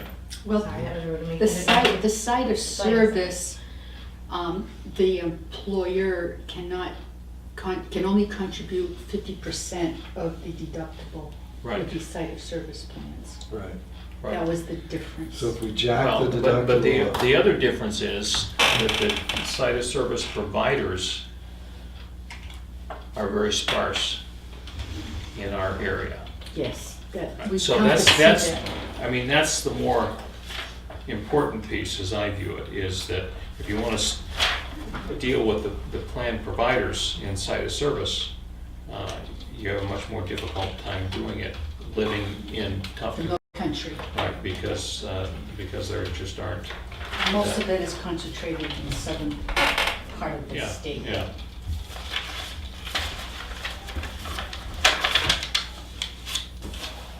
and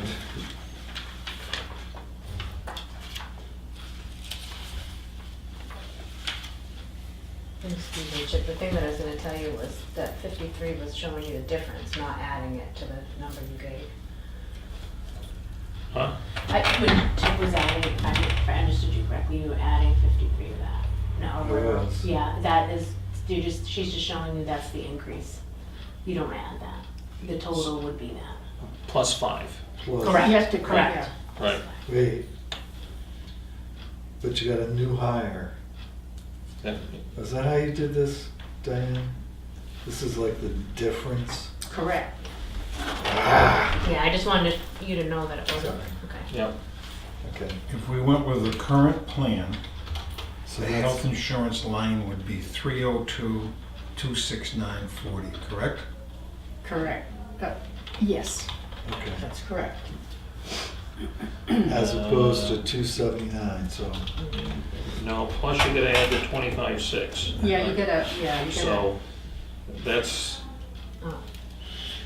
not correct. all right, so let's take another line so we're not looking at the same numbers over and over again. If we went to alternative 7 of 281, 526, and then added 24,285, correct. that would be our cost. And the additional 5,000 for the waiver, for the one waiver. Right. So you would add 29,285 to the figure of So it's, 281. it would be 310,811. Okay, got it. So that's the least expensive without a site of service component, if you will. Mhm. It's increasing the deductible by $1,500 and $2,000, depending on whether you're a foot or horseback. And your only change is, what did you come up with, Lloyd? Current plan? I don't know. 297, 269 plus 25, 643. Right? On the current plan, it would be 302 and change, 25 and change, and 5,000 and change, which would be 332,912 and 49 cents. for that first line called health insurance. 322912. I got 327908, I so. think you added 5 twice. Oh, I didn't add the 5. It's 327912. 643 plus 302 to It's not 302. 69, It is. 270. What'd you get? 327913. Yeah, $1 off. I had that one too. Well, that's because you took 2 bonus and wrote it down, so. Okay, so the net difference between going to a 2,500, 5,000 deductible and a luminous plan, whatever that means, is $17,000 basically, $16,900.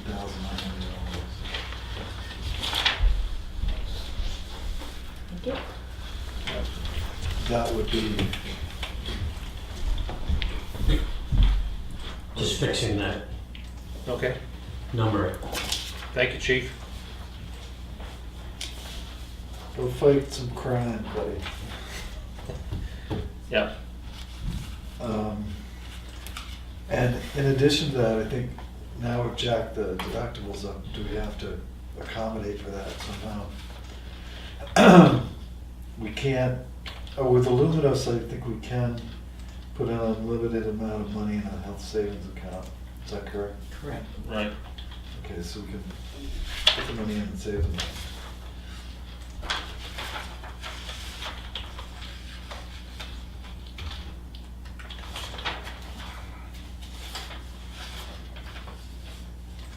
Go to.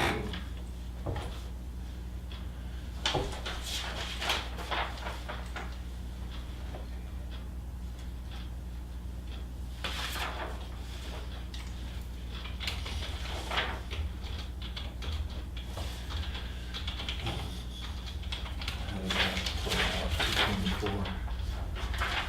So that's $50,000. The other alternatives, the set of service plans, alternative 3, 4, 5, where we push the deductible to 3,000, 9,000, or 5,000, 12,000. We don't have that same ability to fund that deductible increase. Right. And I'm wondering if,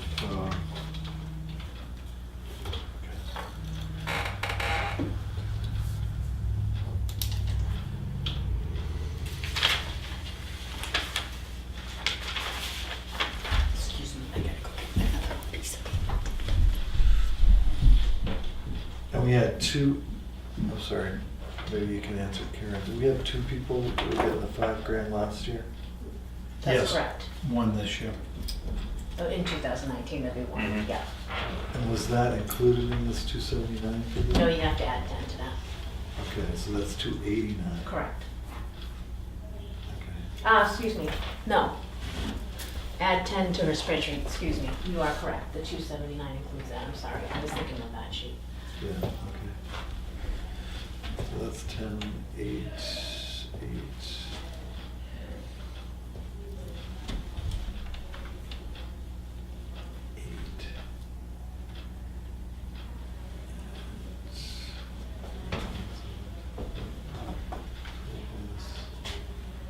And you're adding a whole additional person to that rate too, like additional than you had this year. So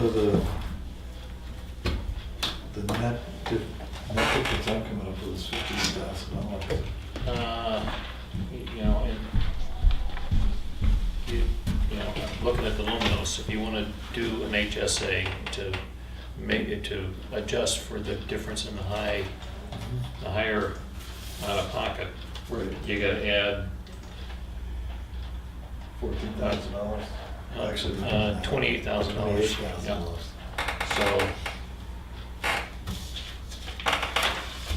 So if you, and you've got no savings at all, I mean, it's $20,000 less increase if you want to go to there than keeping our current plan.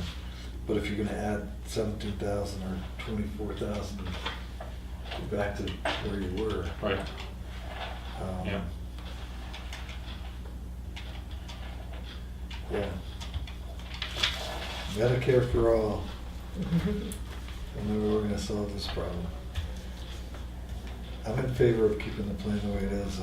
Yes. I think looking at, I'm glad we looked at all the numbers, Yeah. because I'm aware at certain times in the past that the high deductibles really made sense, but, you know, when we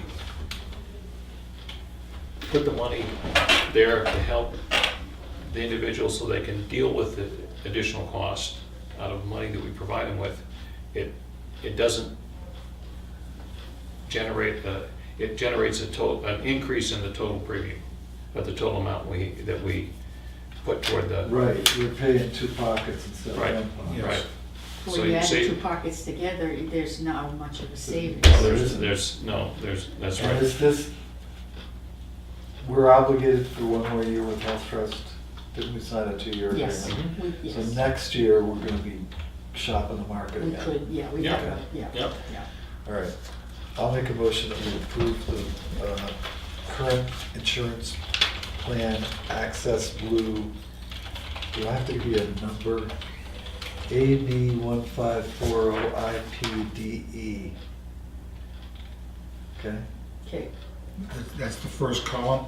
Yeah. The Yeah. green, yes, that's correct, the We shaded don't one. have color, because you didn't do a color copy for I us. know, I'm saving money. Are you, really? And what does that come out to? It comes to in dollar amounts? Yes. It's gonna come out to $322,912. Yeah. That's without the waiver. And No, that's then- with the waiver in there. No, that's without the waiver. No, I added the waiver in. Did you say 322 or 327? Should be- 327, Yeah. Oh, 327, 327, sorry. 327,913 is what I, All right, well, it's like 10 minutes of wine, and the sugar level's dropping. I know. Too much on the damn. Okay, do I have a second? Second. Any discussion? Any further discussion? All right, all those in favor? Aye. Aye. And what does that do for the bottom line? Crushes it. We're not gonna do the personal administration, are we gonna do the Yeah, whole well, budget? it increases, Well, it increases our insurance costs by $50,000. 50, 40, well, 54 minus $59,000, or $49,000, because we end up with one less. It's 58,000. Right. And what is this total down here? $48,000 increase. I don't, we haven't done that budget yet, have we? no, that was just, I was just giving you that And we information, need to have 5 this- years to see how we were. Right, right, you And we know. need personal administration done completely before we vote on it. yeah, Correct, and we had missing pieces, which was the Yep. type of health insurance plan. Right. Yeah, Makes sense to me. yeah. right. So you'll probably see that one maybe next time around. Okay, Yeah, now that we've There's decided no on the questions, plan. we're gonna Yep. sign up for that. and, all right, And the HRA amounts are gonna stay the same as last year. And the company is gonna do it for us. Yes, yeah. and you'll be able to put all that stuff together, get it in the budget so that we can deal with it next Monday. Get it to budget committee, because they need more budgets. Yeah, we wanna give them as many budgets as we can. That's right. Oh, we're meeting, yeah, the 27th and also on the 11th, but I'd like to get everything done. Yeah, well, we'll get it done Monday. Hopefully we'll be able to deal with it. Yep, all right. Any other business? I'm gonna make a motion that we adjourn All Do we right, do we have need to non-public? do the non-public for, from our public meeting. Do we need a non-public? well, you were just looking at the thing a few minutes ago, that came out of this envelope, so I you move tell we go me. into non-public. I'll second. Yes. Marcus and yes. I'll be yes. Okay, this is for, Whoop. 91A3, Roman 2, parent L, legal correspondence. Right. And where did that go? You had it. I was just wondering if